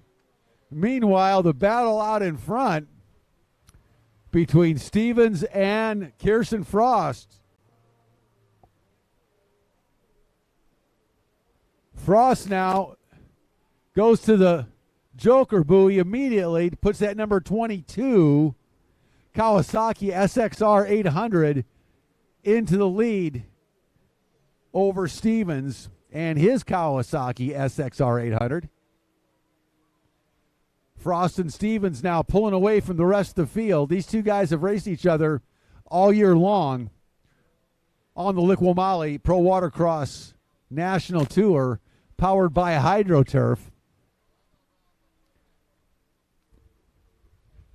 And Frost makes a turn onto the front straightaway now as he opens up that lead over Stevens. Frost really on the gas now down the front straightaway on that stock SXR 800 Kawasaki, boat number 22. Kirsten, 26 years old, out of Beaufort, Georgia. 220, Stevens behind him. Stevens, 39 years old, out of Mansfield, Ohio.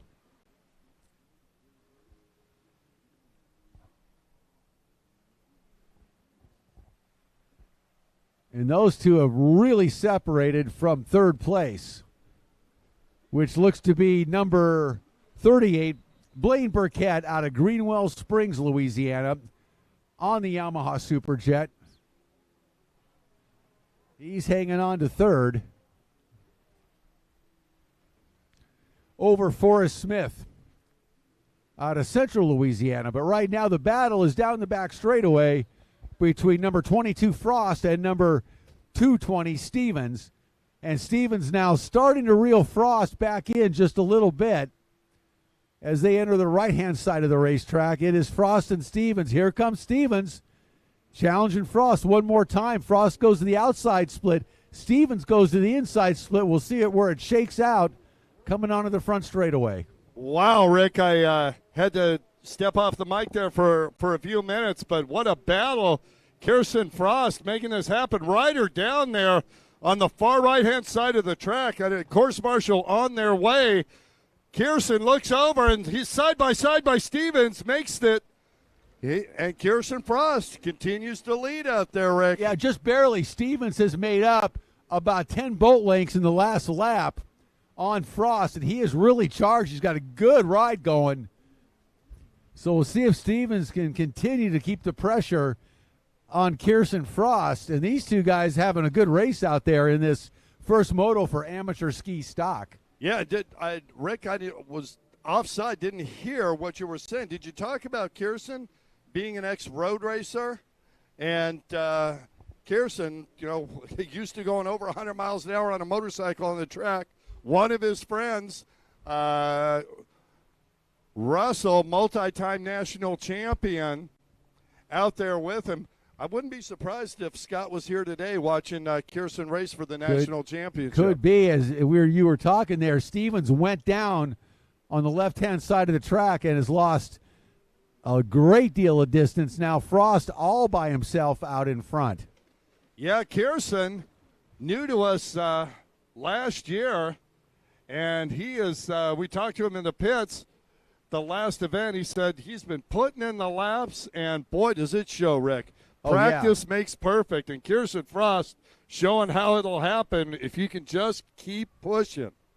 Yeah, no question about it. He is really getting better and better and putting that vast amount of road racing talent to work here in Pro Watercross, and he is adapting to that Kawasaki SXR 800 quite well as he leads this thing by a country mile here in beautiful Lake Charles, Louisiana.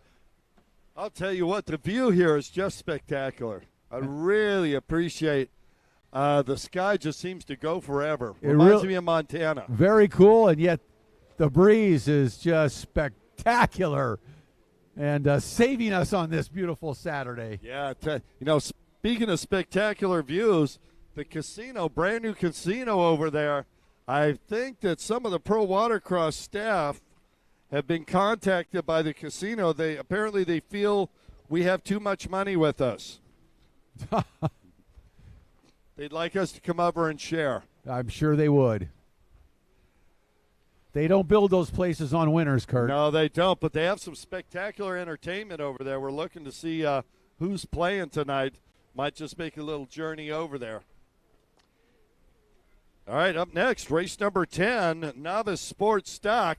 Looks like we got everybody on the line. Halfway flags are out. Amateur ski stock. And who's on that number 3? I don't have him listed here. He's on a Kawasaki 550. So I am not quite sure. If anybody knows who's on that 3, please come to the tower and yell at us. Tell us who it is. And he's taking a little sample of Lake Charles as we speak about him. Everybody wants to get a sip. The announcer's curse. Kirsten Frost, meanwhile, having no such trouble as he is starting to put some riders a lap down here. Boy, that number 22 out of Beaufort, Georgia, looking really good on that Pure Blur Engineering Kawasaki SXR 800. Yeah, that he's got that killer frog racing mentality out there. He's just dominant.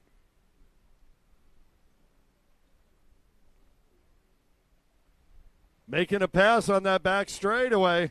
Always a scary proposition when you're at speed in rough water, and it's getting rough out there now. As the wind picks up just a little bit more, thank you very much. An announcer's dream. Today for sure. Kirsten Frost handling the pressure. He's out front, large and in charge.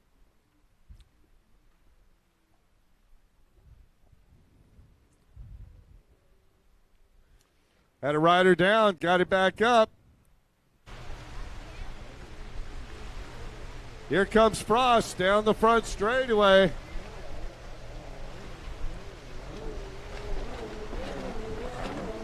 Interesting. Watching the different configurations. 22 Frost comes by as he continues to put riders a lap down. I believe that's Forrest Smith out there.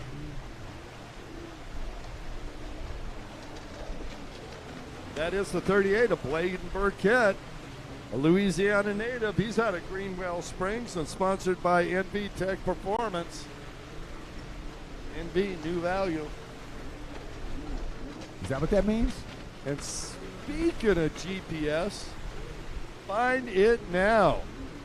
That is the Fin. If you have any equipment you'd like to keep yours, talk to the fellows at Find It Now Performance.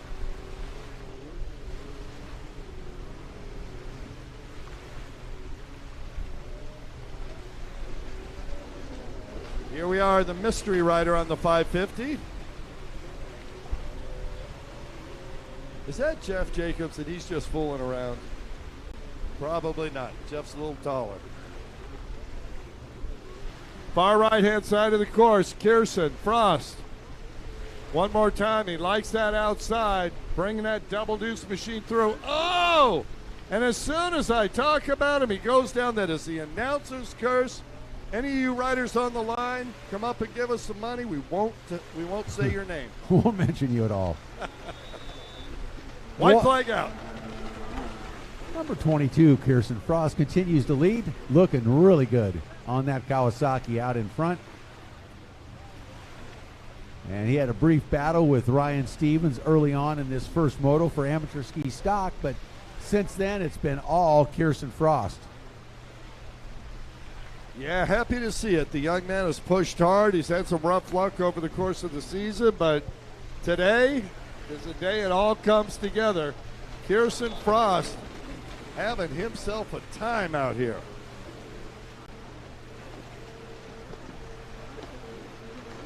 White flag out. Short stroke Stevens on that 220 machine, getting the white flag.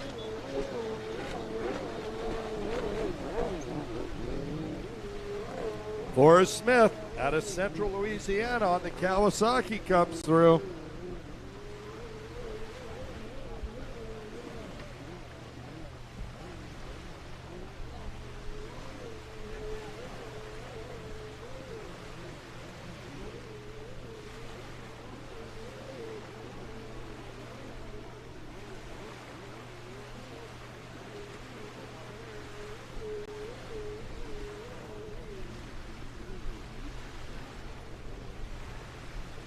All right, checkered flag coming out.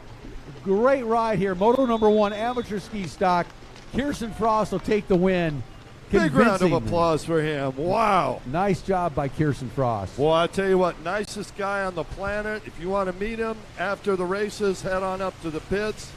He'd be happy to sign. Look at this. Everybody's thrilled for Kirsten. What a great ride. Man. All right. Waiting for our other riders to finish up here in the stock ski class.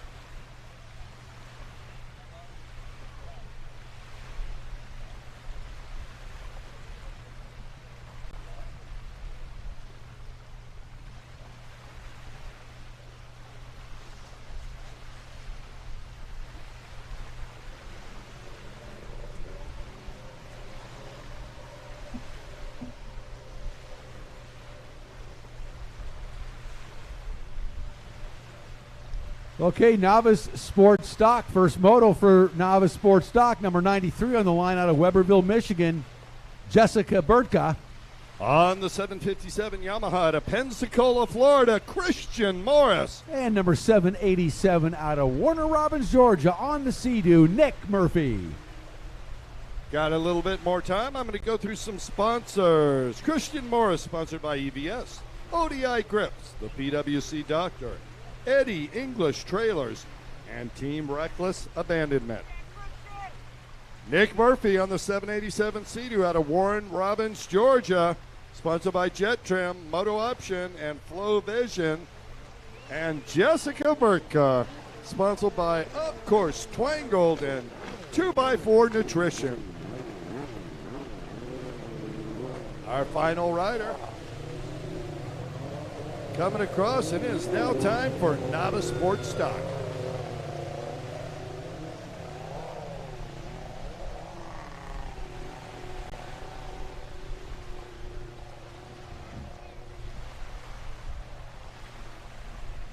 Well, Ricky, look out across the lake. The boats have been gathering now, little by little, setting their anchors out there to watch the races. Even people brought their jet skis, parked them out there. Yeah, having a good Saturday afternoon here in Lake Charles. There we go.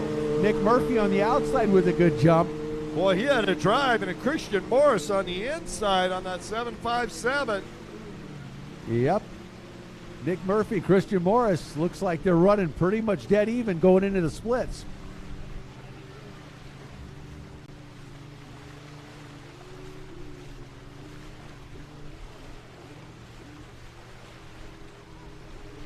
Oh, and Morris spins out. Morris spins out right there, and Burka goes by. Oh no. And Nick Murphy goes down. And Murphy had quite the drive. On the outside split, and Jessica Burka is going to inherit the lead down the front straightaway. Number 93, Jessica Burka with the lead.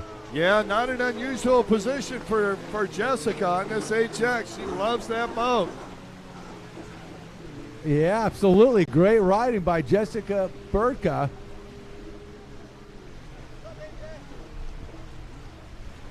We can call her JB now.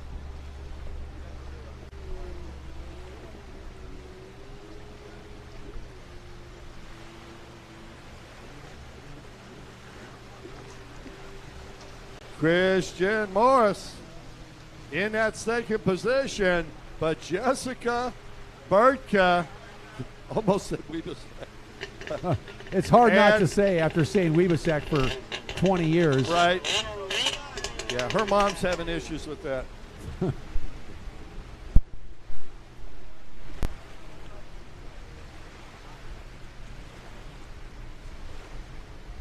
Jessica liking the inside on her HX. Morris going to go outside. Boy, Jessica is just tearing it up right now. Clear water in front of her. She's going a little wide, making it easy on herself. And Morris looks over. Here comes Burka, making the turn onto the front straightaway. Oh, she's got a huge lead over Morris right now. And she is looking at, she's going to be lapping Nick Murphy here in just a lap or two. Watch as Jessica goes around. Here comes Christian Morris on that 757 Yamaha. He's trying to close that gap. This is the first moto, so he has got a lot of opportunity yet the rest of the weekend. But right now, Jessica Burka in the driver's seat. Christian Morris coming up behind her, though, pushing her a little bit. And we'll see if he can push her into a mistake or if she's going to ride the race she needs to ride to finish on top here. I'll be honest, I think she's just watching the rider in front of her, seeing if she can lap Nick Murphy. Now, she's already taken the Joker Boy. I haven't seen any of the other riders take it. I'm hoping they remembered. And Jessica wide open down that back straightaway, riding the wheels off of that thing. Not that they ever come with wheels. Well, I was going to ask you about that, Kurt. I know. Well, it's a figure of speech. You have a lot of those. Yeah, it's like a figure eight, but completely different. Jesus. Here we go. Jessica tearing up the inside. Nick Murphy coming from the outside. Murphy makes a turn down the straightaway. Burkhart's going to be a little behind, but she has definitely gained on Nick Murphy. Look out, Nick Murphy. Jessica Burka is coming at you. Murphy making a turn off the front straightaway. Here comes Burka. Jessica Burka putting the pedal to the metal. Murphy looks over his shoulder. She's right there. Isn't Murphy down a lap? He will be as soon as Jessica goes by. I was going to say, this isn't a race for the lead, I didn't think. No. Okay. No, it's a race for Jessica to lap. Okay. To lap Mr. Murphy. Now, just to be clear, Nick was down the water for a little bit before he could get that thing running again. Yeah, he was. That's what I'm saying. So she's coming up behind him to lap him, and does that quite easily. Christian Morris, though, is keeping the pressure on in second place, hoping for a mistake by Burka. Right now, Burka has ridden a completely flawless race here in Moto number 1 for Novice Sport Stock. No question about it, Rick. If you look at Jessica, she's going down the back straightaway. She's way down. She's aerodynamic. You look at Christian Morris standing up on that taller Yamaha blaster, and he is just like a barrier to the wind. Well, he is about a foot taller than Jessica, right? Admittedly. So there's that. Yeah, well, there is. She's got too much you can do about that. She's got a natural advantage in staying low. Yeah, and power to weight. Let's throw that in there as well. Absolutely. But none of that matters without the skill. And Jessica Burka showing her skill right now. Great rider. She's been racing a long, long time. And she's an outstanding. Of course, she's been racing stand-ups for a long, long time. Now on the sport boat. So, in fact, racing both stand-ups and sport today. So she has a tremendous amount of experience and talent, in both types of watercraft. Uh-oh. Far left-hand side, Christian Morris. Yeah. Oh, and he rides it out. Morris rides it out. That's awesome. You sound like you're announcing freestyle. I thought I was for a moment there. Oh, Burka now all by herself down the back straightaway with a lot of breathing room between her and second place Christian Morris. So she's got this first moto of Novice Sport Stock well in hand.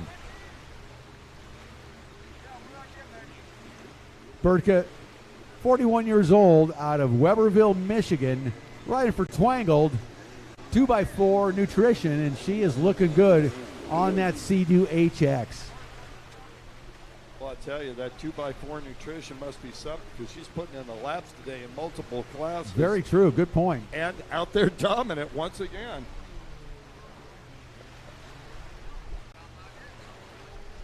White flag out, down the front straightaway. One more lap.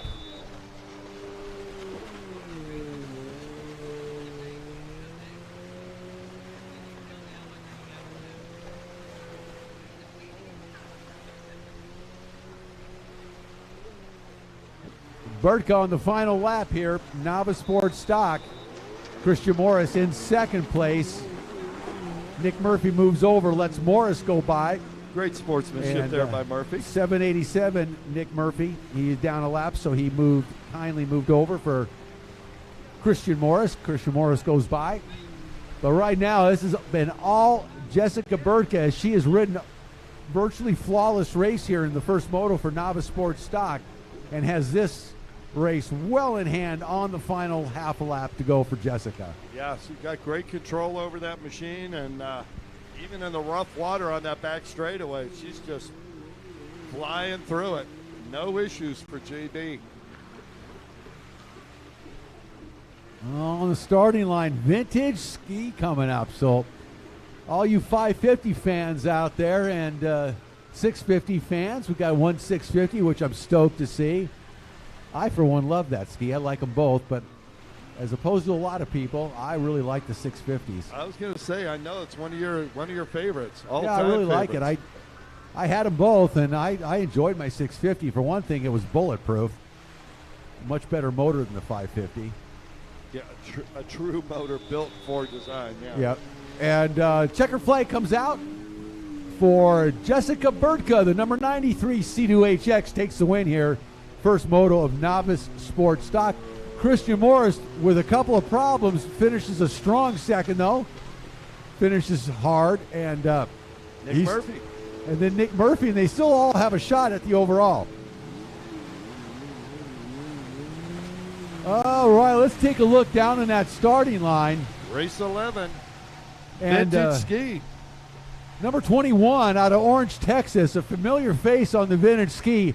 And you watch this guy ride. He's 54 years old, out of Orange, Texas, riding for GC Mechanics and GTM Racing. Ralph Henning.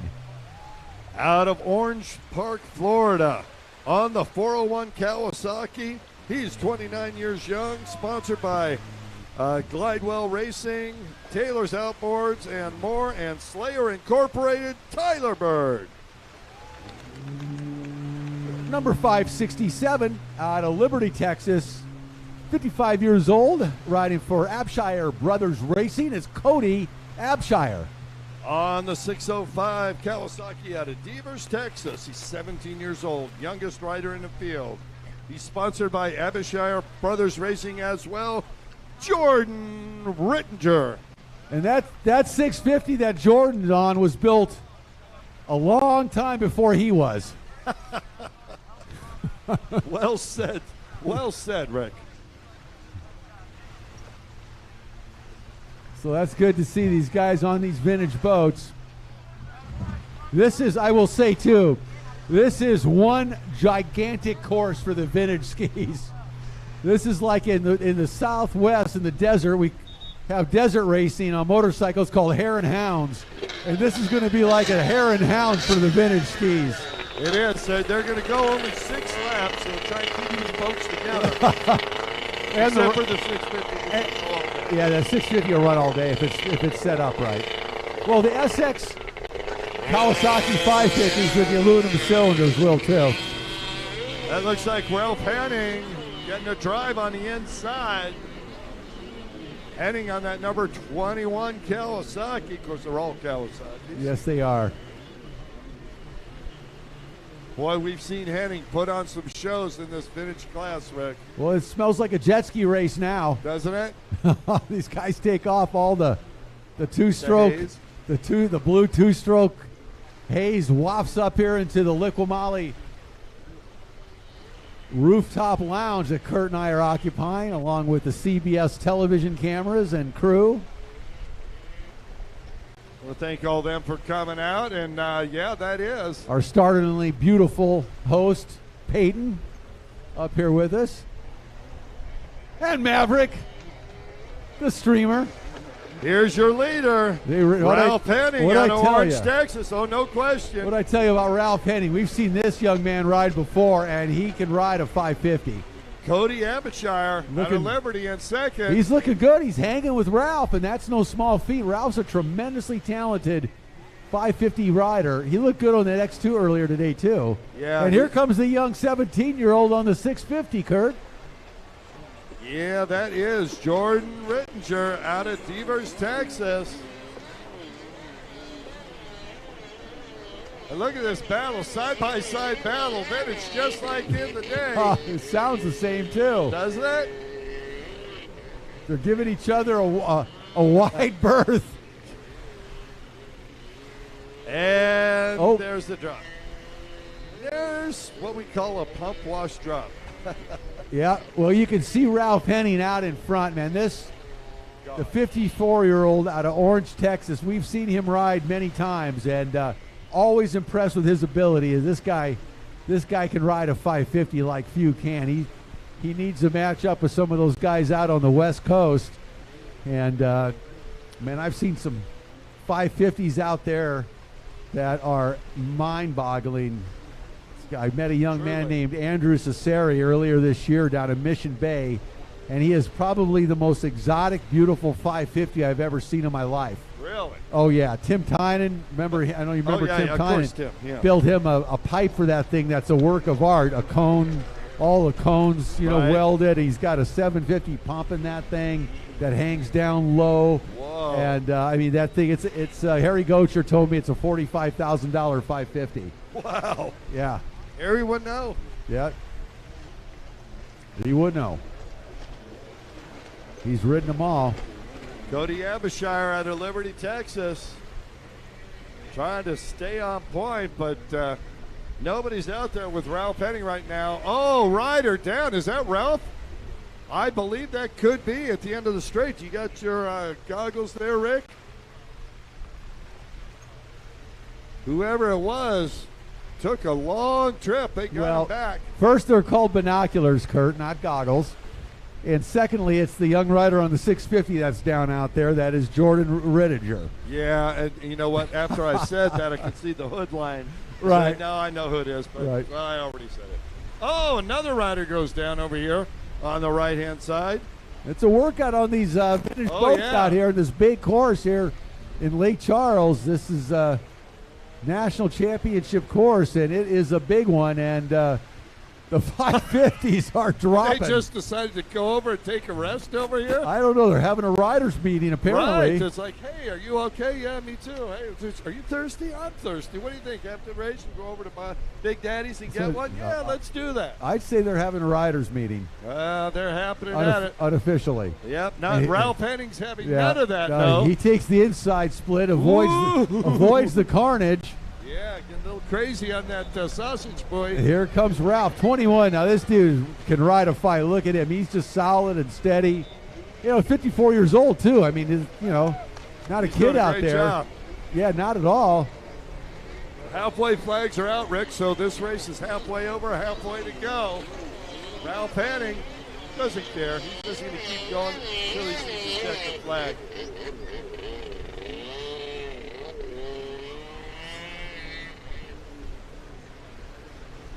Up next, beginner runabout box stock and runabout 800 super stock.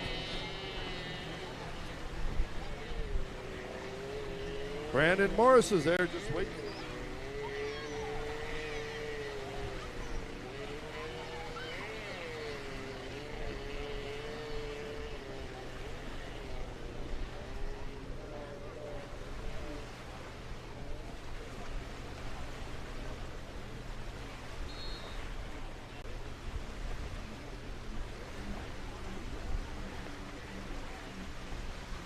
Another rider down on the left-hand side of the course. Course marshal right over to assist.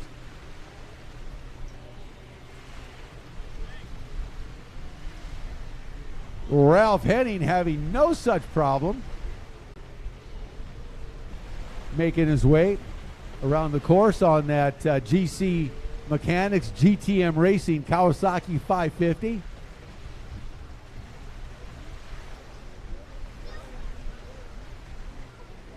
Ralph going to make the right-hand turn, head out.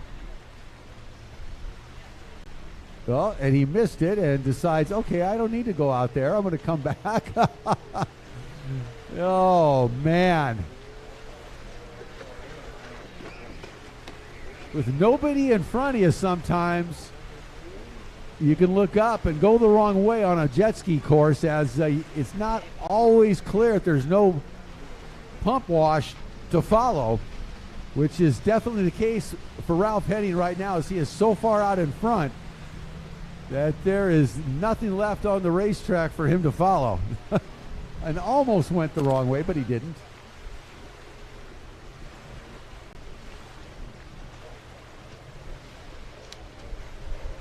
All right. The vintage boys having a go of it here this afternoon, getting a workout in, all of them.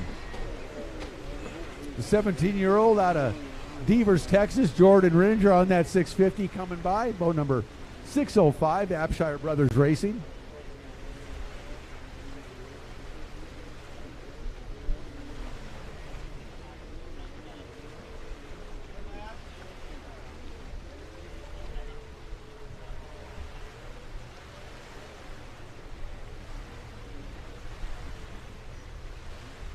Ralph Henning on the right-hand side of the track, making his way in. As I mentioned, this is like a desert hare and hound for these vintage boats. They are spread out. It's a big track, and it's a workout. Clearly not the same speeds as the modern machinery. So the lap times stretched significantly here on this big track at Lake Charles. Ralph making the turn one more time. He'll take the white flag. 1 lap to go for Ralph Henning.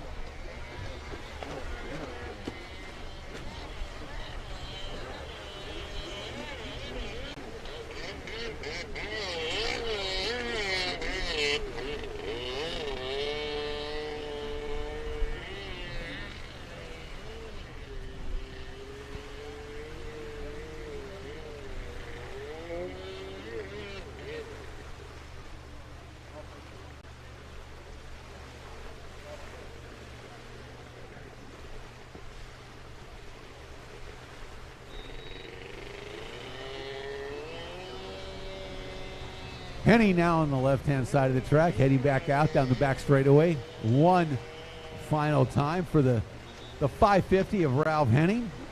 Kawasaki 550s and 650s here, mixed up in this vintage ski class.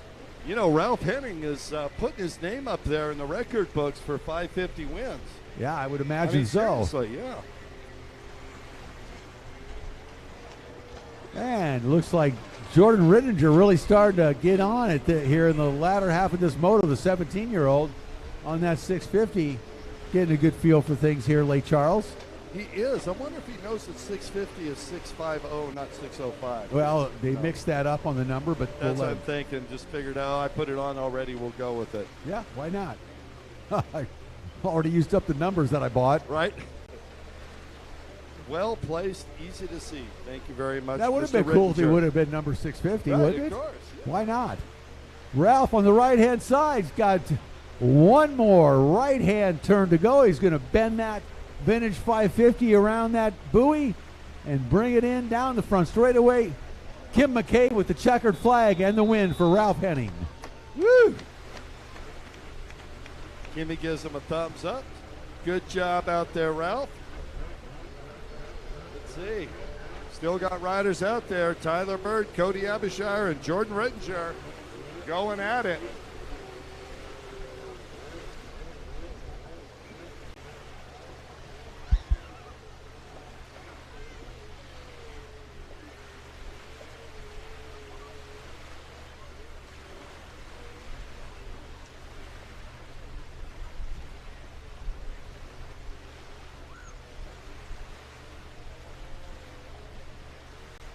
And looks like Jordan Rittinger going to make the turn onto the front straightaway. He'll get the checkered flag.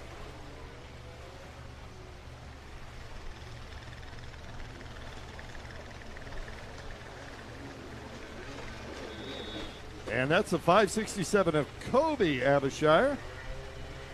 He's Jordan's sponsor. Good to see this crew of 550 vintage riders and 650 and just the vintage skis period come from Texas. They have a nice crew in that area. Orange, Texas, and thereabouts. I don't know exactly where all those towns lie, but uh-oh. Got a problem. He's got to get up before the next rider comes through. Better hold it open. Never stop until the checkered flag. And he crosses the line right in front of the 650 or 605 in this case.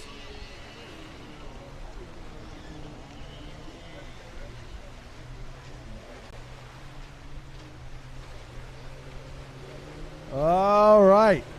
Race number 12 on the starting line. Beginner Runabout box stock. This will be the first moto for this class. Starting line. Number 57 out of Pensacola, Florida. 17 years old, riding for ODI Grips, EVS, PWC Doctor, and Team Reckless Abandonment, Brandon Morris. Number 787 out of Warner Robins, Georgia, on the Sea-Doo, 16 years old, riding for Jet Trim, Moto Option, and Flow Vision. That is Nick Murphy. Here we go. Moto number 1, beginner, Runabout box stock, Runabout 800 super stock.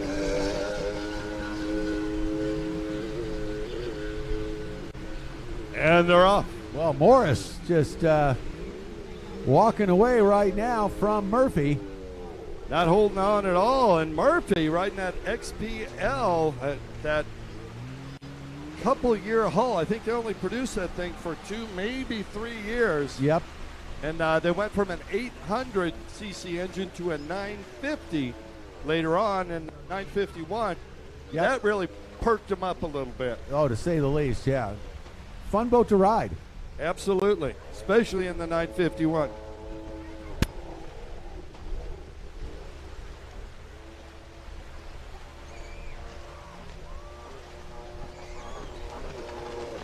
Wow, Christian Morris down the front straightaway. Brandon Morris, thank you, sir. It's like Christian, but spelled differently.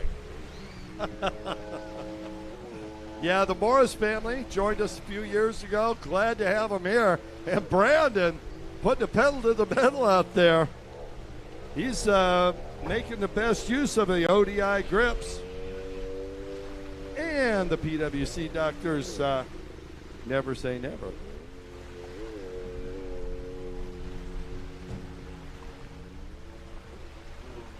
Nick Murphy, he's sponsored by Jet Trim and Moto Option Flow Vision. I gotta wonder, Murphy now starting to wake it up on that back straightaway. Looks like Morris took the Joker buoy already. Murphy will have to do that at least one time during this race if he hasn't already. And Morris taking the outside split. Let's see what, yep. Nick going to the inside. Brandon's got the lead, but he's got to stay on it here. Nick Murphy starting to wake it up on that yellow Sea-Doo. Oh, this is going to be close. Here comes Brandon. Here comes Nick. Brandon first, but Murphy now really right behind him, making a race out of this. Nick Murphy out of Warren Robins, Georgia, starting to reel in the leader. Brandon Morris, the Pensacola, Florida rider. Young riders here, 16 and 17 years old, and they're getting some experience here, Rick. Little by little, Nick Murphy sneaking up on Brandon Morris. Morris looked over his shoulder in that last right-hand corner, and Murphy was starting to reel him in. Let's see what happens on the back straightaway. This would be a perfect opportunity for Nick Murphy to take the Joker buoy, and he does. Here it goes, Rick. Nick Murphy making a pass on Brandon Morris. And they're side by side on the back straightaway. Murphy pulling over, gonna block the line from Morris, and Nick Murphy has taken over, Rick.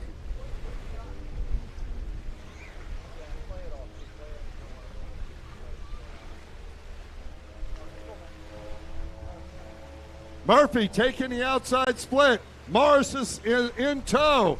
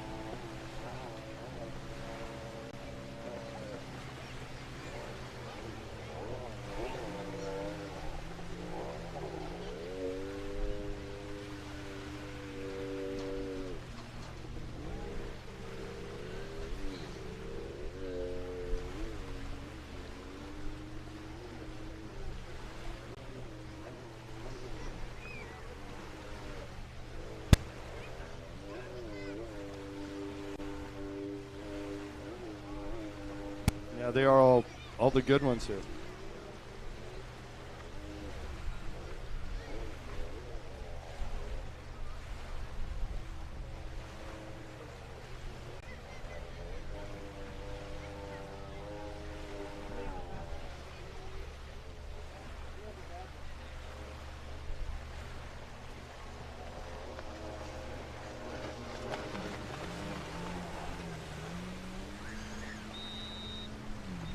Well, Nick Murphy came back from a rough start now.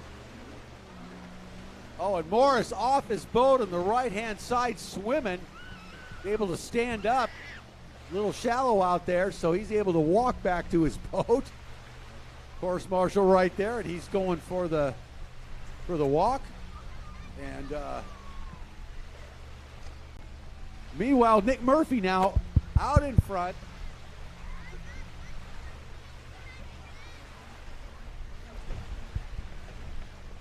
All right. Well, Nick Murphy really came from a really rough start.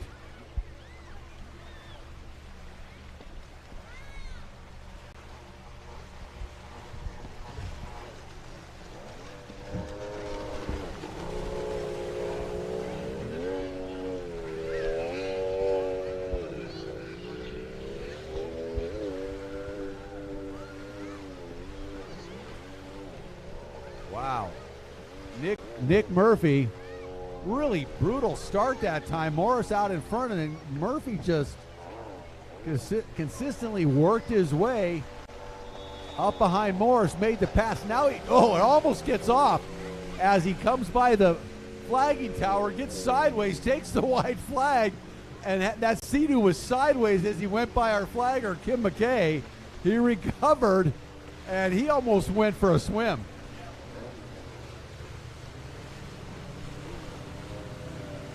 Yeah, Nick is putting it all on the line here. It's like the final lap, throwing down hard. Yeah, Nick Murphy is going after it. Oh, that was interesting. He had a moment as he crossed the finish line, but hung on to it.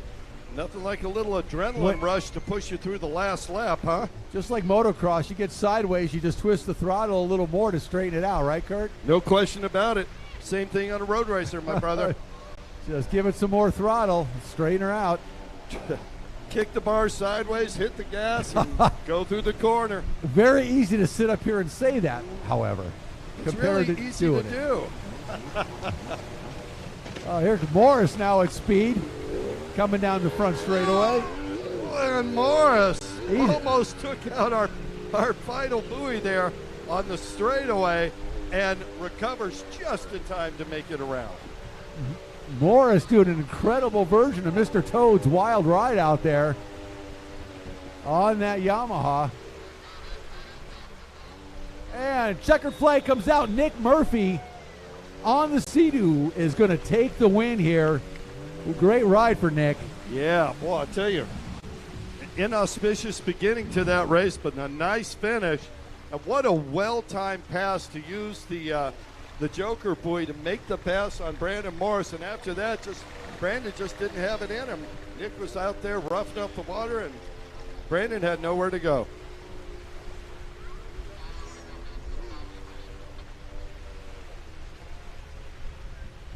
All right, we are going to the third and final moto for Pro-Am Ski Stock and Pro-Am Ski GP. And what a performance we've seen all day today from boat number 300, Jimmy Wilson. Yeah, Wilson definitely a favorite on the line there. As we look down at number 53 machine, we've got two of those, the white one and the black and orange. On the white one is Jules Hopkins. Jules, multi-time championship world champion in the sport class as well. And Jules riding a relatively, if not completely, stock Yamaha four-stroke. And, of course, then Jimmy Wilson on the Commander GP1, a phenomenal racing machine, the number 300. Yeah, in a league of his own on that Commander, to say the least. But I want to point out the rider that I am, outside of Jimmy Wilson, that goes without saying, but young Gary Holbein Jr. today has absolutely been the star of the show for me. The 13-year-old out of Fairhope, Alabama, has absolutely dominated in his racing today, and he has looked phenomenal. And for a 13-year-old to come out here and compete at the level he is against the adults is beyond impressive. We've seen it with other riders, the youth riders moving up, through the years, but it looks like Gary Holbein Jr. is the latest iteration of the young guns in pro watercross, and keep an eye on boat number 53. He's a real joy to watch on the race course. Really a talented individual. I don't think you'll have a choice but to watch him. And he's fun to talk to, too, off the race course. He's a bit of a character and got a lot of personality. You know what? This whole race is full of characters.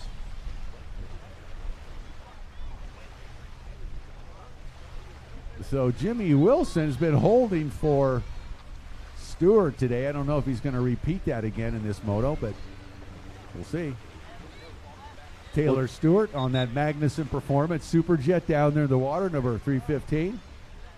Taylor getting better by the day. Jules Hopkins trading in the Commander for Holbein's Superjet 4-stroke. Yep, and Jimmy's going to hold for Taylor Stewart, and then he's going to start with a dead engine. Yep. And it's been interesting. Taylor's ready to go. Jimmy holding for him. They're good friends.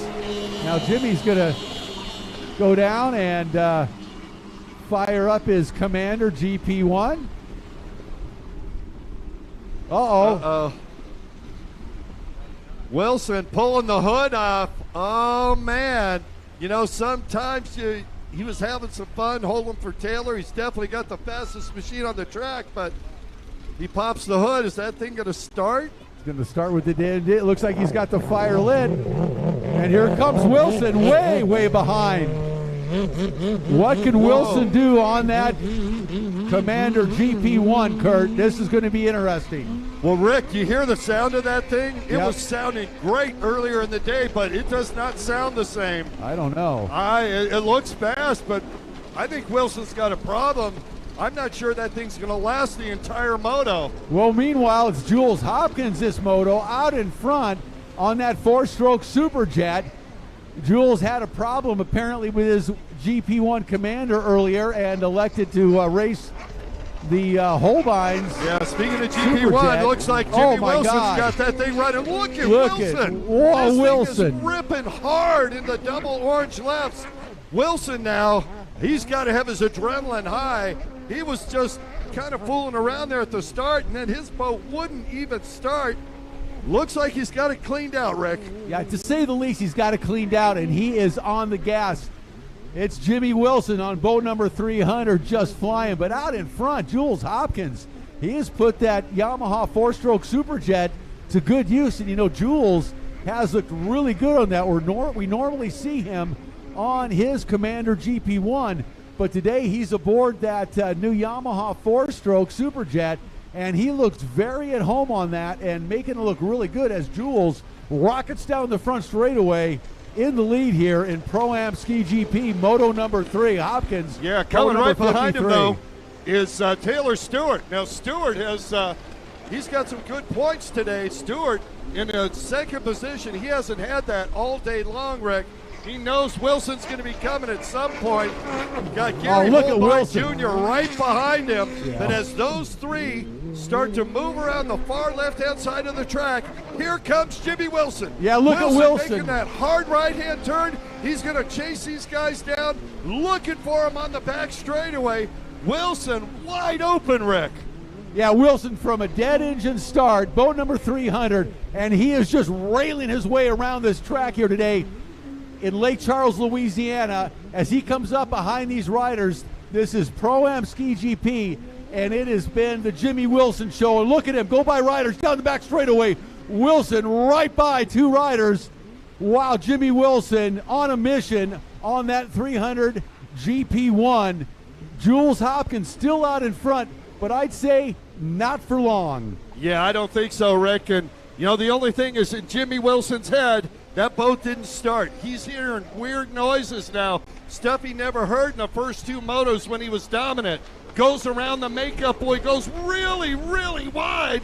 Gary Holbein Jr. moves over, lets Wilson by, and Wilson coming down the front straightaway at over 70 miles an hour. Jimmy Wilson is on fire, Rick. Yeah, Wilson with over 100 more horsepower than any other ski out on the track here today, and he is putting that 100 horsepower advantage to good use, not to mention his incredible riding ability. Jimmy Wilson is on fire, as you said. Wilson 33 years old, out of Matthews, North Carolina, and always a thrill to watch Jimmy Wilson race. And he goes by Hopkins into the lead, down the back straightaway. Bye-bye. So close, though, Rick.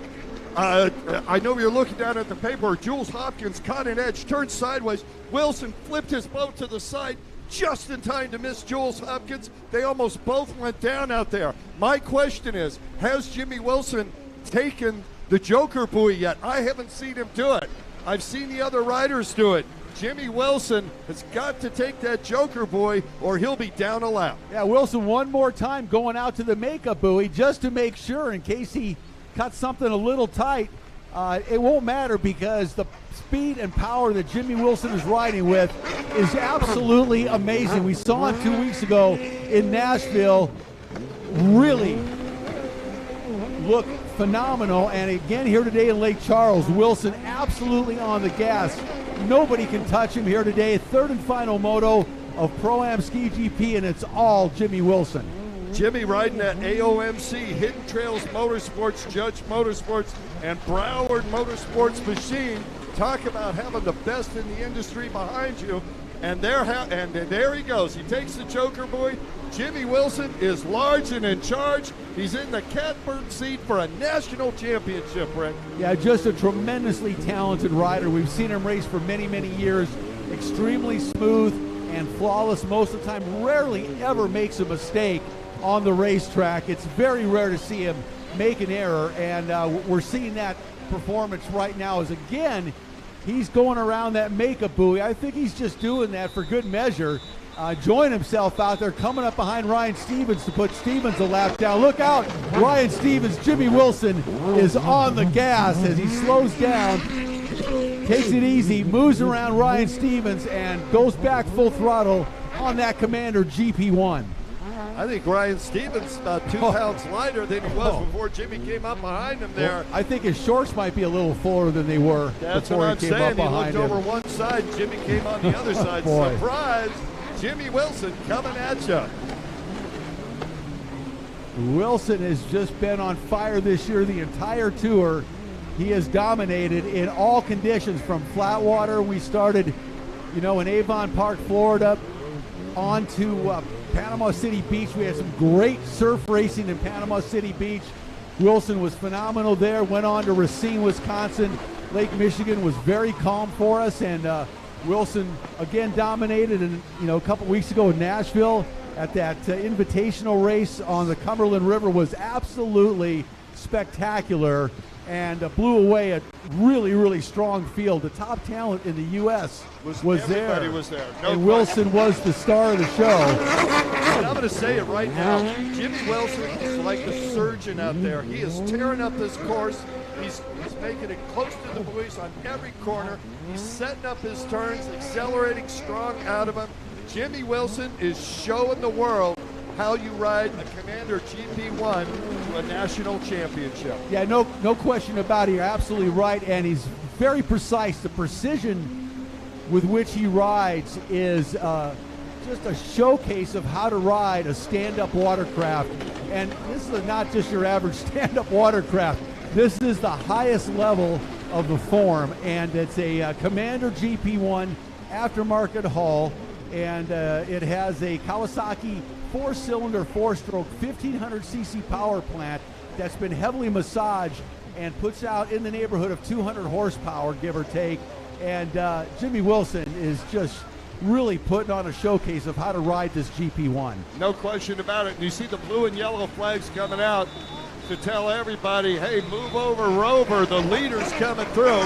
Wilson coming up on the back of Stewart. Stewart, great sportsmanship, moves over, and Wilson, he is on a mission to lap the pack. He had problems at the beginning getting that boat going. Don't know if he had water in the fuel, what it was, but he is on fire out there. What a charge by Wilson. We've seen him go strong all day, but Rick, this moto, he is absolutely in a class by himself.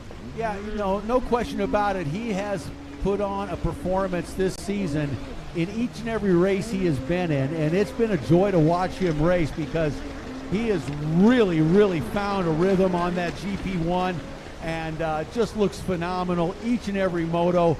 as I mentioned earlier, very precise. The talent shows, and he's able to harness and control the huge amount of horsepower these big 4-stroke 1500cc cowies put out. And of course the Commander GP1 hull specifically designed to handle this horsepower, and it takes the talent of a rider like Jimmy Wilson to really make it work. And he puts it all together here in Lake Charles and is just on point. As I look down at the points for the year, Wilson 113, second with 86, and the closest rider here today to him is Taylor Stewart, who started the day with 48 points. It's a double points round, so if Stewart had won, and if Jimmy had any problems, certainly could have lost the championship. But with just about 5-6 laps to go here, Jimmy Wilson doing really well for a national championship. Well, he's doing what Jimmy Wilson does, and that's be out in front and dominating. And he's made all the rounds this year. He's committed to the tour, and you could tell his riding is just flawless. His form is perfect, and he is really something to watch on that Commander GP1. Once he got that boat, he really moved up to the top of the Pro Ski GP class very quickly. Yeah, he was one of the best riders in the limited class, almost untouchable. Yep. And the same thing, now that he's on the top equipment, same thing again. The only thing he's worried about is a few more years, another Wilson. Yeah. He's already training at 7 years old on the private lakes. I'll tell you what, this Wilson family's set up for success for many years to come. Yeah, Jimmy continues to just absolutely rail that GP1 around this race course here in Lake Charles, Louisiana, the national championships of the LIQUI-MOLY Pro Watercross National Tour. And to say he is in command is absolutely the understatement of the year, because he has been dominant the entire season on the tour. You know, the thing about Jimmy is he retains the same position on the ski.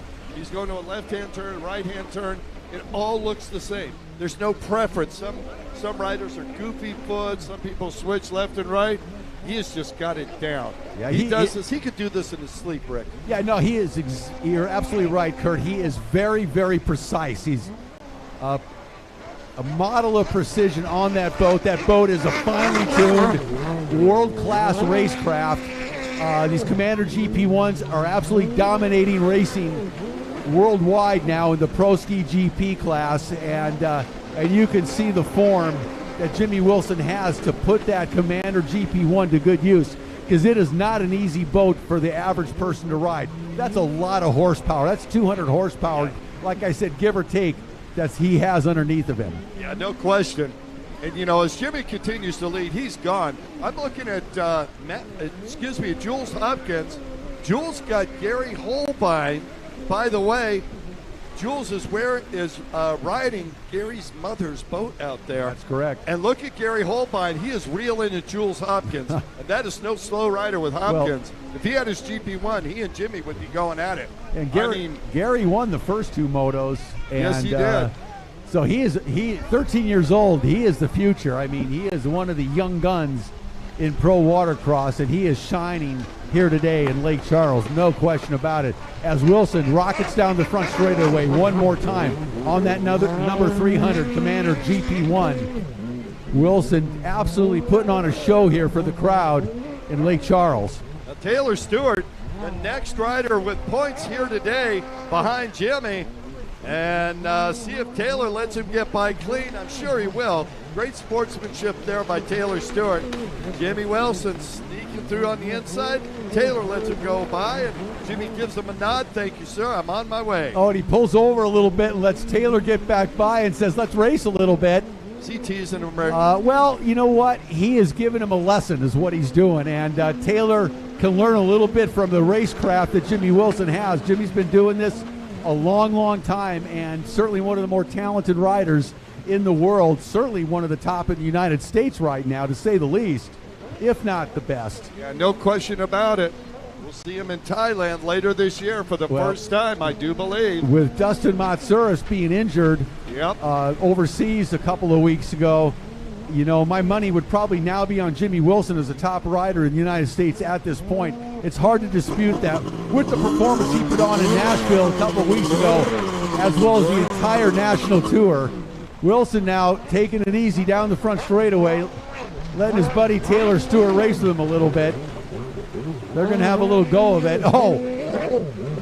That's just unfair at this point. Yeah, Jimmy's having such a good time out there. Well, you can see how sharp and how hard that GP1 turns, using the power and using the design of that hull to just carve very, very tight, mean corners. I mean, that GP1's a phenomenal watercraft. And look at this, Gary Holbein Jr. just made the pass on Jules Hopkins. Wow. Holbein Jr. made the move, and that young man, the young man from Fairhope, Alabama, passed Jules Hopkins. No easy thing to do, no matter what he's on. And Gary Holbein Jr., boy, talk about the young gun. Yeah. He is making it happen, Rick. Yeah, no question about it. He, to me, outside of Jimmy Wilson, Gary Holbein Jr. has been the star of the show here today, as he has dominated both in his Pro-Am ski stock class, and he's looking really good in the four-stroke stock class as well. So Gary Holbein Jr. is a star. Wilson now coming down the front straightaway, taking the inside. It's like, that's it. I'm going to set a lap record here. Wilson fully in control. Follow him over to the left-hand side of the track. Wilson putting the power to it. Oh, and he's going for a fast lap, Rick. No question about it. He is in full-on attack mode now. He knows the laps are winding down. He wants to get in something spectacular for the crowd, and he's doing it right now. Yeah, he's certainly done it all day long as well, and actually, to be honest, all season long, he has been a superstar on the Pro Watercross Tour this year, and no less here today in Lake Charles. Boat number 300, Jimmy Wilson, just absolutely spectacular. And he is working his way around the track, gets by. I believe that's Ryan Stevens out there on the 220, if I'm not mistaken. That is short stroke Stevens getting a lesson by Jimmy Wilson. Jimmy going inside, outside, showing him how it can be done. And let's see. Let's make it a little fun down the straightaway. And there you go. That right there shows you what a Commander GP1 can do. Not right. Under the hands of Jimmy Wilson. Not right. Jimmy letting Ryan go back by. Ryan's like, wait a minute here. I don't know if I want any part of this. Ryan and Jimmy's going, let's race. Let's race. He's putting the pressure on, no question. This is a Jimmy Wilson clinic here at Lake Charles, Louisiana for the 2002 LIQUI-MOLY Pro Watercross National Championships. Yeah, Jimmy is having some fun out there with Ryan Stevens, and of course, you know, he's keeping a wide berth, totally in control, going to make sure there's no issues at all, and letting Ryan feel what it's like to race a little bit with a guy at that level. And you can see how quickly he just goes by him when he wants to. But that's the difference in world-class talent, and Jimmy Wilson oozes world-class talent, to be sure. And it doesn't hurt to have about 15, 20 miles an hour on top end on everybody else. Well, he's got at least 100 horsepower. Yeah, that's for sure. That's such a great tool to have, an extra 100 horsepower in your back pocket. Yeah, well, Harry Clem once told me he built a vintage CZ for me to race, and he ported it and did all the work to it. And I was just in joy as Jimmy takes the white flag, 1 lap to go here, and I could quickly figure out that I could just pass riders on the track on the straightaway. And Harry said, yeah, it makes racing eminently more fun to have more power than everyone, doesn't it? Yes, it does. Jimmy Wilson is feeling that right now. The final lap through, he's going for a national championship. Half a lap to go for Wilson. Far left-hand side, going onto the back straightaway. Wilson, large and in charge. 2022 national championship on the way. All he's got to do is finish. Jimmy Wilson is having himself a day, and Rick Lake called the last bit. Well, Wilson on the right-hand side of the track here in Lake Charles for the final time here, we're going to see Jimmy Wilson on a Commander GP1, and it has been a spectacular show here today that Wilson has put on for all of us. And as he comes down the front straightaway, let's hear it, Lake Charles, one more time. Pro Ski GP champion with a clean sweep for the day and for the season. It is Jimmy Wilson taking the win. Wow, Wilson looks back, nobody there. What a day for Jimmy Wilson, unofficially your National Pro-Am Ski GP champion.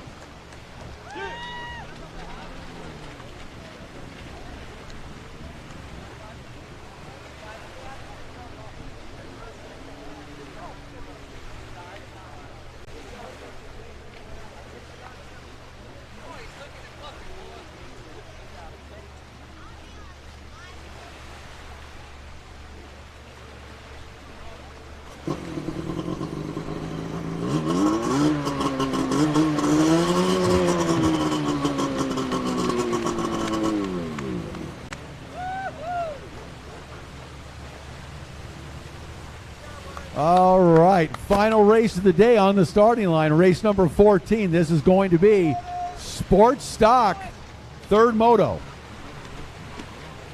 Wow, Jimmy Wilson put on a show. Whew. No surprise there. That was a season right there. What a season. Of course, we'll see him later in the year in Naples, Florida for the World Championships.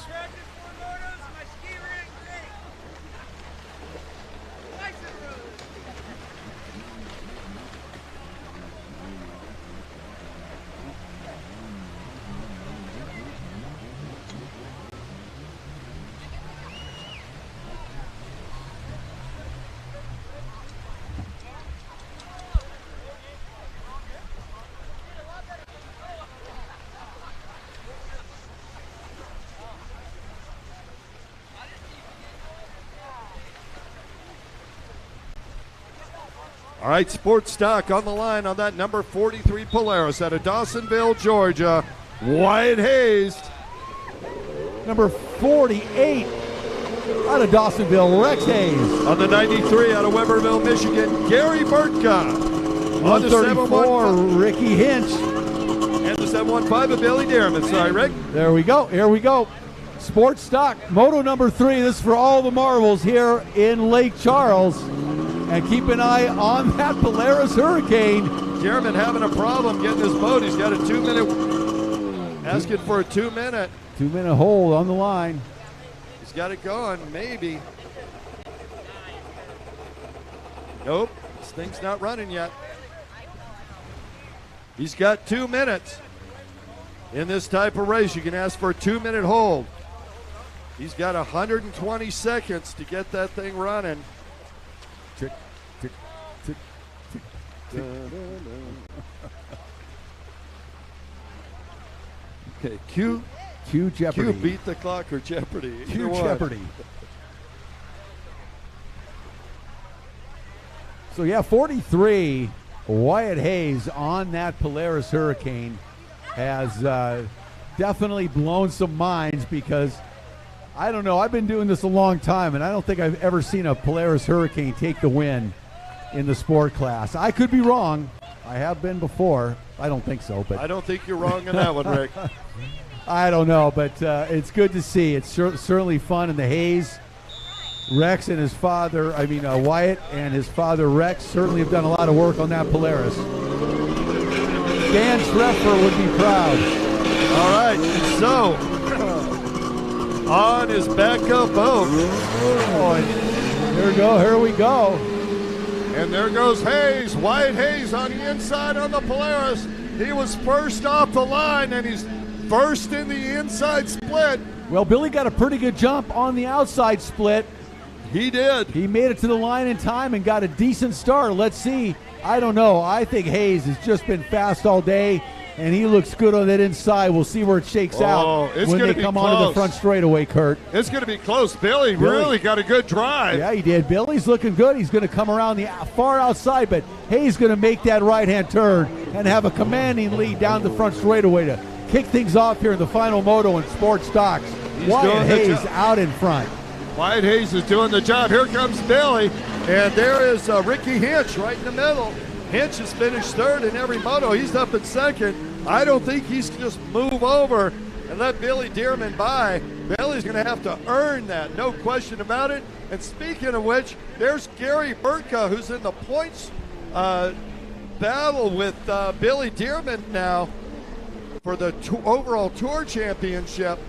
And boy, if Burtka could get by, this could be huge in the points battle. Absolutely, Kurt. And meanwhile, out in front, no surprise, he's had a win in the first two motos. Here in Moto 3, it is number 43, Wyatt Hayes, out of Dawsonville, Georgia, the 21-year-old on the Polaris Hurricane with a big lead already here in the third and final moto in Lake Charles, and he is looking good.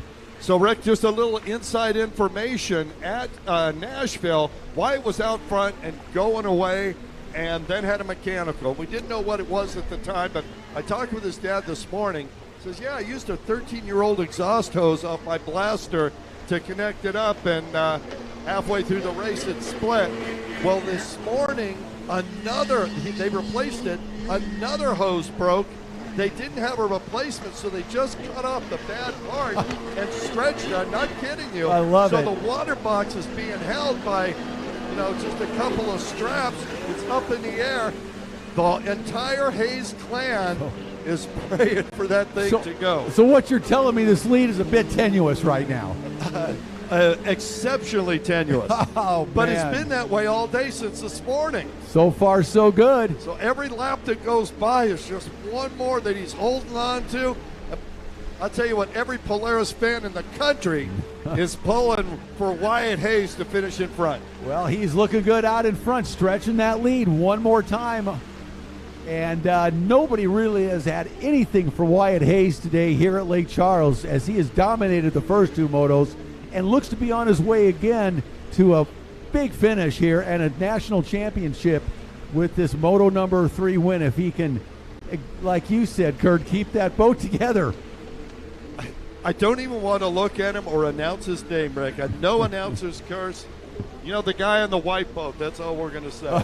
I love it. Down the front straightaway, our race leader, Wyatt Hayes, on the 43 Polaris Hurricane. And I have not said that many times in my career. And you know what? There's no question about it. Wyatt is either back out of the throttle or he's got something going on. He is going a lot slower than he was earlier. But he's still out in front. And Ricky Hinch, 134 in second. Dearman in third. And I believe Burtka in fourth behind Hayes. Ricky Hinch, the Louisiana rider out of Sulphur, Louisiana. Well, I'll tell you what, the crowd would love to see him at the front. He's in second position now. Yeah, absolutely. But it's Hayes down that back straightaway one more time. Polaris Hurricane hanging in there for young Wyatt, 21 years old, out of Dawsonville, Georgia, riding for LIQUI-MOLY, and he is looking really, really good here today. I'll tell you what, if he runs out of cooling water to a pipe break, that LIQUI-MOLY will let him run for quite some time. Yes, it will. Boy, fingers are crossed for Wyatt Hayes. Well, he couldn't have a better lubricant in that Polaris Hurricane, and like you said, that could play a big role here as the laps wind down. It really could, Rick. And look at him. You could tell. He is not giving that thing everything it's got. He wants to keep that thing running the whole time. He pushed hard the first couple of laps. Now he's going to milk it through. Now the battle goes on behind him. Billy Dearman and Ricky Hinch. Hinch in second position, but here comes Dearman, Rick. Yeah, Dearman on that backup boat. He had a 2-minute hold. Couldn't get the boat fired up, his main boat, so he grabbed that 111. And but he is having trouble with Hinch and can't seem to find a way around the Sulphur, Louisiana rider on the 134 Blaster. And the subplot is Gary Burtka right behind him, who's in the points chase, and these two are close coming into today. So if he can get by Dearman, and he's right behind him now, if Burtka can get by Dearman here, boy, we're going to need a calculator to see, but it's going to be close. Well, Dearman's got a pair of seconds, and Burtka's got a pair of thirds. So I think that would still give the nod to Dearman on that, but we'll see. You never know. anything can happen. A lot of laps here at Lake Charles, the national championships, everything's on the line. But right now it's the Polaris of Wyatt Hayes out in front and absolutely dominating as he makes his way on the right-hand side of the course, going to make a right-hand turn and charge down the front straightaway in front of the flagging tower. Wyatt Hayes, boat number 43, our race leader. Yeah, that beautiful white homemade machine. This is one of those stories, Rick, where he and his dad have built that boat over years. They've tried all kinds of different things. They've had many failures and not too many successes, but it looks like it's all come together for the Hayes family today as Rex Hayes is large and in charge out front, leading the Sport Stock Moto number 3, and he has finished first in each moto prior. Yep. What a day for Wyatt Hayes. Yeah, no question about it. But like you said earlier, you know, he was winning in Nashville a couple of weeks ago and had a mechanical that took him out of the race. And they are keeping their fingers crossed right now that a little bit of the handiwork that they were forced to do this morning hangs together for a few more laps here. These are long races for the national championship, and anything can happen. And Wyatt Hayes, probably like you always say, he's probably hearing things about right now. Yeah, no question about it with the stuff that happened this morning. You know, one of the things that I wondered about, and I should have asked Rex, is how easy is it to get that Polaris seat off? Because you and I have seen hundreds of races won by riders who don't have a seat or a hood on because they've got an exhaust leak. But if they get that seat or the hood off, you get enough fresh air for the motor to run, and you still are putting water into the hull, but hopefully you've got an exit, duckbill or PWC doctor, unit to let the water out. You know, you don't see that too often these days. You don't see the seats come off and so much as we used to back in the day when they were running those the expansion chambers and the triple pipes in some cases that would invariably develop exhaust leaks. Invariably. Almost all of them at some point or another. But we don't want to see that. We don't. Why are we even talking about that right now? We were just saying that Wyatt Hayes doesn't need that. He's got the possibility to lift that seat off, get some fresh air in there. He's only got a few laps left. I'm just putting out positive energy for that machine right now. You know, the battle for second is really something right now on the back straightaway. We got a great battle going on. You got Hinch and Dearman and Burka running 2, 3, 4. And these positions are all going to play in the final numbers for the National Championship Tour points. Yeah, no question about it. I'm not even going to attempt to go back through and get what, normally I do the math here. What'd you put your abacus away? I put my abacus. I didn't even bring it. I just knew that there's too many points and too many classes. But Wyatt Hayes doesn't need to worry about any of that. Just keep the throttle on. Make sure Dad put enough fuel in that thing before the race. I'll guarantee every lap now he's looking over at the flagging tower for that white flag. Yeah, he really wants to see that white flag come out. Dearman now pulling up on Ricky Hinch. And right behind him, Gary Burtka. It's Hinch, Dearman, and Burtka. Yep. It's the train. Everybody battling for second position. And Burtka and Dearman battling for Tour Championship points, the final points of the year here in this national championship. And Burtka really making it up. He's starting to move up on him, Rick. He is. Burtka on the gas, and so is Dearman. I mean, they are all really starting to tighten up here as the laps wind down here in Lake Charles, Louisiana.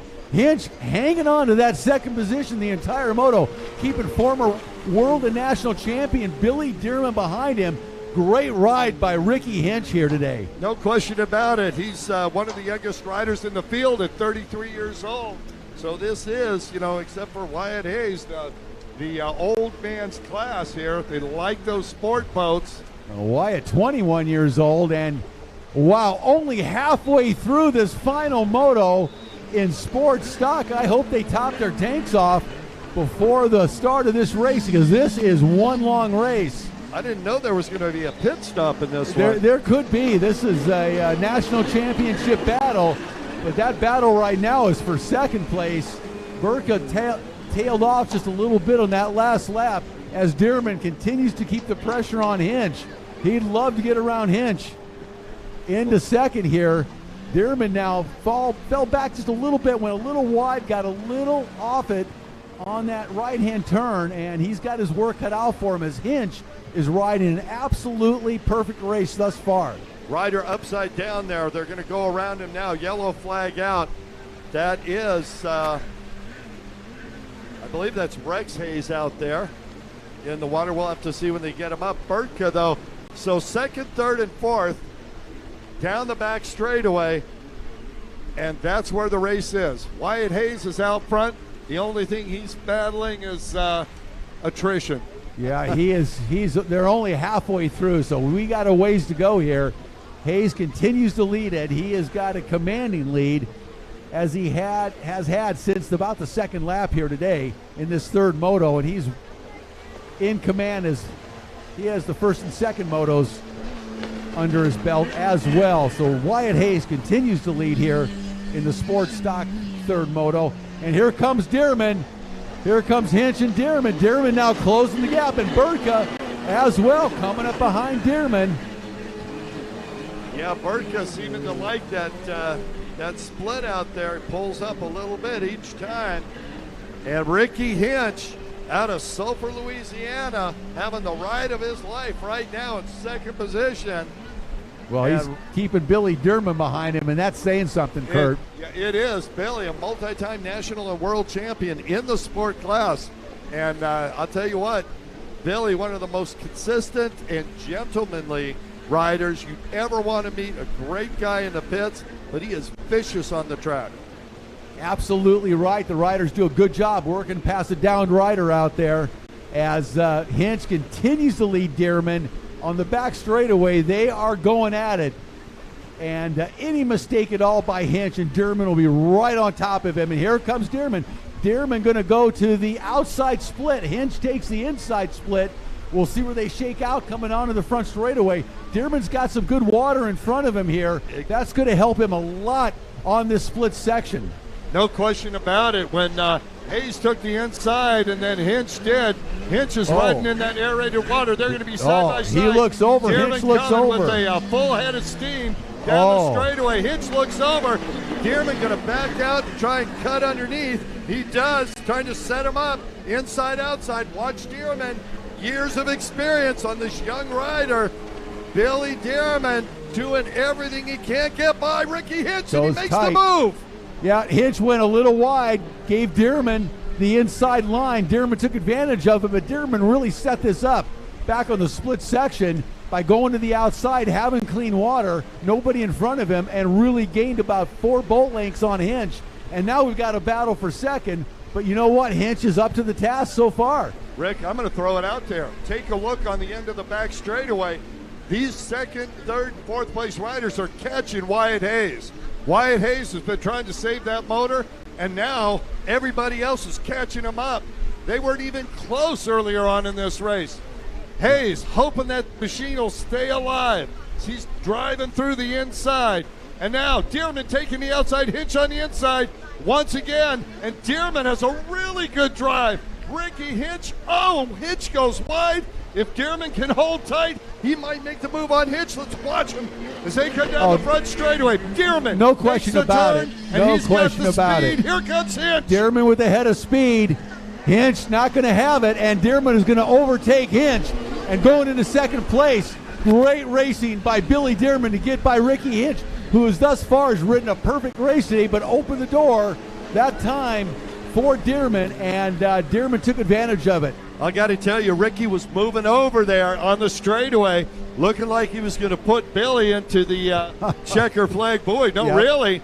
And saw Billy look over at him. He's like, I'll let you go. Yeah, you don't want to do that to Billy Dearman, I'll tell you. So now Dearman in second place and starting to open up a gap. But Hayes is out in front and extending, Rick. Sorry, didn't mean to jump on you there, but look at how much Hayes has started to stretch it out. He saw those guys get close. He's like, mechanics be darned. I'm holding this thing wide open until it doesn't go anymore. Well, he definitely has the boat over the rest of the field today. There's no question about it. He has dominated the first and second motos. And again, here in the third moto, you can see he definitely has the boat. He's got a little bit of speed. The handling is there, and he's just got enough horsepower and speed to keep that distance on the rest of the field. And you know, the 21-year-old, he's young enough and fit enough. He's making it all work, and it's all coming together today for Wyatt Hayes. You know, people all around the planet right now are thinking, hey, where can I get a Polaris? Good luck with that. You could probably find one pretty cheap if you want one. I think if you go to the Hayes family compound, you probably find 4 or 5 of them. I would imagine so, but they have committed to that platform, and you can see the fruits of their labor here today as they are putting that Polaris into the lead, going for a national championship here in Lake Charles, Louisiana, and Wyatt Hayes down the back straightaway one more time. And you think he is not thinking about mechanicals, thinking about everything that could happen, as he has just got that Polaris pinned here on this big race course at Lake Charles. At this point, I'm afraid to even watch him, Rick. I just let him go. But look at the difference. Dearman finally got by Hinch, and look how he expanded that lead. And we've got a few laps to go. I don't know that Billy Dearman couldn't get by Wyatt Hayes now. Remember, he had to switch boats. Yep. We don't know what's going on with this boat, but whoa, Billy sliding sideways there. Dearman just on the gas. Here comes Hayes one more time down the front straightaway, looking for that white flag, praying for that white flag. Not getting it this lap. One more to go before he can try it again. He wants to see some laundry get thrown out from that tower, I'll tell you. And how. Dearman in second, but he has got a considerable chunk to go before he can put any kind of serious pressure on Wyatt Hayes. Yeah, Hayes going on the far left-hand side of the track. He goes into those double orange. Watch him as he sets up off this orange boy. Hayes has got a great move here onto the back straightaway. Cuts that thing really tight and wide open. He's on a plane immediately coming off that, and he'll hold that speed all the way down the back straightaway. That Polaris Hurricane is amazing, and Wyatt Hayes is just the man to ride it. Yeah, they've done a nice job developing that boat, to be sure, because they have really opened up a gap in front of the C2HXs and Yamaha Wave Blasters in this sports stock class the last couple of races. And here today, put it all together with a win in Moto 1, a win in Moto 2, and a nice lead here so far in Moto number 3. And I know he's going to look over one more time as he makes his way down the front straightaway. Is he going to see the white flag? Nope. So, Rick, you said the Yamaha Blasters can win this class?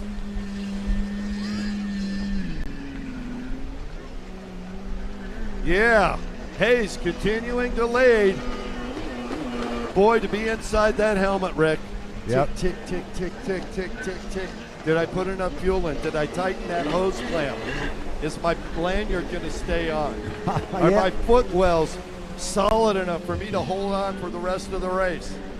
Well, he's doing a fine job thus far. That boat's running great. He's looking good, and he is absolutely dominating here today in sports stock. One more time down that back straightaway. Hayes at speed on the gas on the Polaris Hurricane with Dearman in tow. But right now it is all Hayes' race, as Dearman really doesn't have a chance at this point. I feel like Wyatt is not taking that thing at full wide open down the back straightaway. I wonder if he's just trying to lower the RPMs a little bit, because you saw it as soon as he saw second place was even close, he waked it up and extended his lead within a few buoys. But you see, these guys are catching up to him again. Watch him make the turn. Looks like we're going to have some laundry. Wyatt Hayes making the turn, folks. The white flag is out. One more lap for the young man from Dawsonville, Georgia, on the Polaris, Wyatt Hayes. Well, I guarantee you he breathed a sigh of relief that time, Kurt, as he saw that white flag finally come out. Looked over and saw it, and knows he's got a lap to go. And it's the worst time, Rick. Now is when those sounds are, you can't stop hearing them. Going for a clean sweep here today. Good to watch him do this on this Polaris Hurricane. Rarely been done in the history of the sport. And Wyatt Hayes making it work today, putting it all together with less than a lap to go. Talk about really earning it. This is a family affair. Everybody on the beach is pulling for Wyatt Hayes. Even his competitors, I'll tell you, they all know the Hayes family, always out there to help anybody, whether it's holding or parts, whatever they can do. And this time through, he's doing it right. The last lap, you want to take the inside split, and he's doing it, Rick. Go ahead and call him through. Looking really good, and almost hard for me to believe, but we are going to see a Polaris Hurricane take a national championship here in Lake Charles, Louisiana. Put it together. Wyatt Hayes on the Polaris Hurricane takes the win, a clean sweep, and a national championship for Hayes. That was quite a good race. That was outstanding. And in second position, Billy Dearman. Remember, points are close. We'll have to see how that turns out. Folks, give him a round of applause. What a race for Wyatt Hayes as he comes by. There's his dad, Rex, giving him a high five. And Ricky Hinch, the Sulphur, Louisiana young man. What a great job by Hinch. Gives Hayes the thumbs up. And look at Rex Hayes, his dad, down there on the beach, throwing his hands to the sky. Boy, wow, what a lot of fun. They have reason to celebrate. That is a fact. Congratulations, guys. Well, what a phenomenal job at the races today. We're going to be back with the amateur races tomorrow.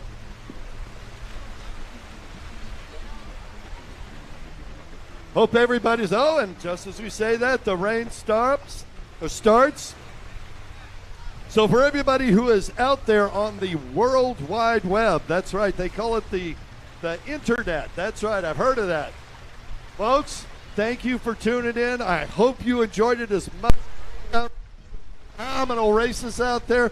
Some crazy things happening with the Hayes family, with Jimmy Wilson, and problems with this. It is absolutely insane. Want to say goodbye to all our fans on the internet. I'm Kurt Nolenberg. He's Rick Lake. We are out of here.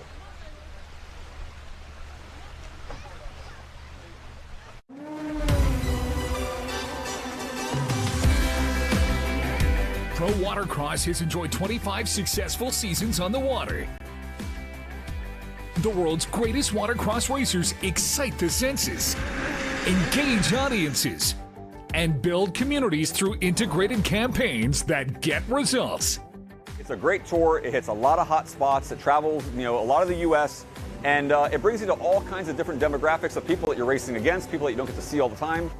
It's a tour that is complete, from kids racing to adults racing, a lot of spectators, and just the best locations to go to. Daytona, Panama City Beach, Pensacola. We're in Georgia, Racine, Wisconsin, Texas. We go everywhere.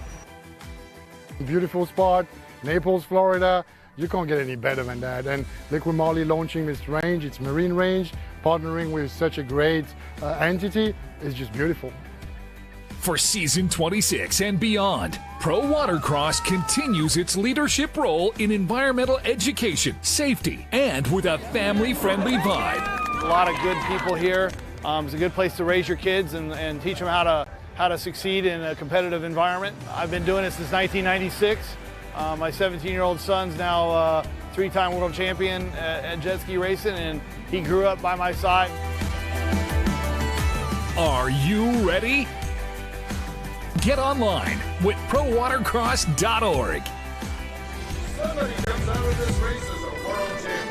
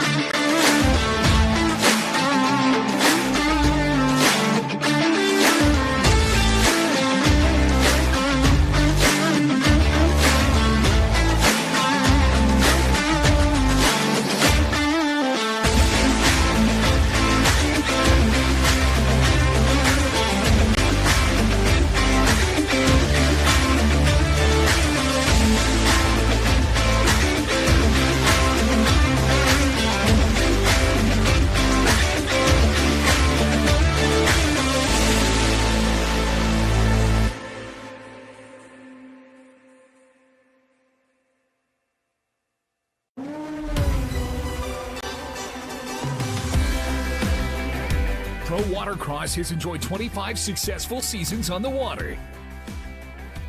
The world's greatest watercross racers excite the senses, engage audiences, and build communities through integrated campaigns that get results. It's a great tour. It hits a lot of hot spots. It travels, a lot of the U.S. And it brings you to all kinds of different demographics of people that you're racing against, people that you don't get to see all the time. It's a tour that is complete, from kids racing to adults racing, a lot of spectators, and just the best locations to go to. Daytona, Panama City Beach, Pensacola. We're in Georgia, Racine, Wisconsin, Texas. We go everywhere. Beautiful spot, Naples, Florida. You can't get any better than that. And LIQUI-MOLY launching this range, it's marine range, partnering with such a great entity is just beautiful. For season 26 and beyond, Pro Watercross continues its leadership role in environmental education, safety, and with a family-friendly vibe. A lot of good people here. It's a good place to raise your kids and teach them how to succeed in a competitive environment. I've been doing it since 1996. My 17-year-old son's now three-time world champion at jet ski racing, and he grew up by my side. Are you ready? Get online with prowatercross.org. Somebody comes out of this race as a world champion.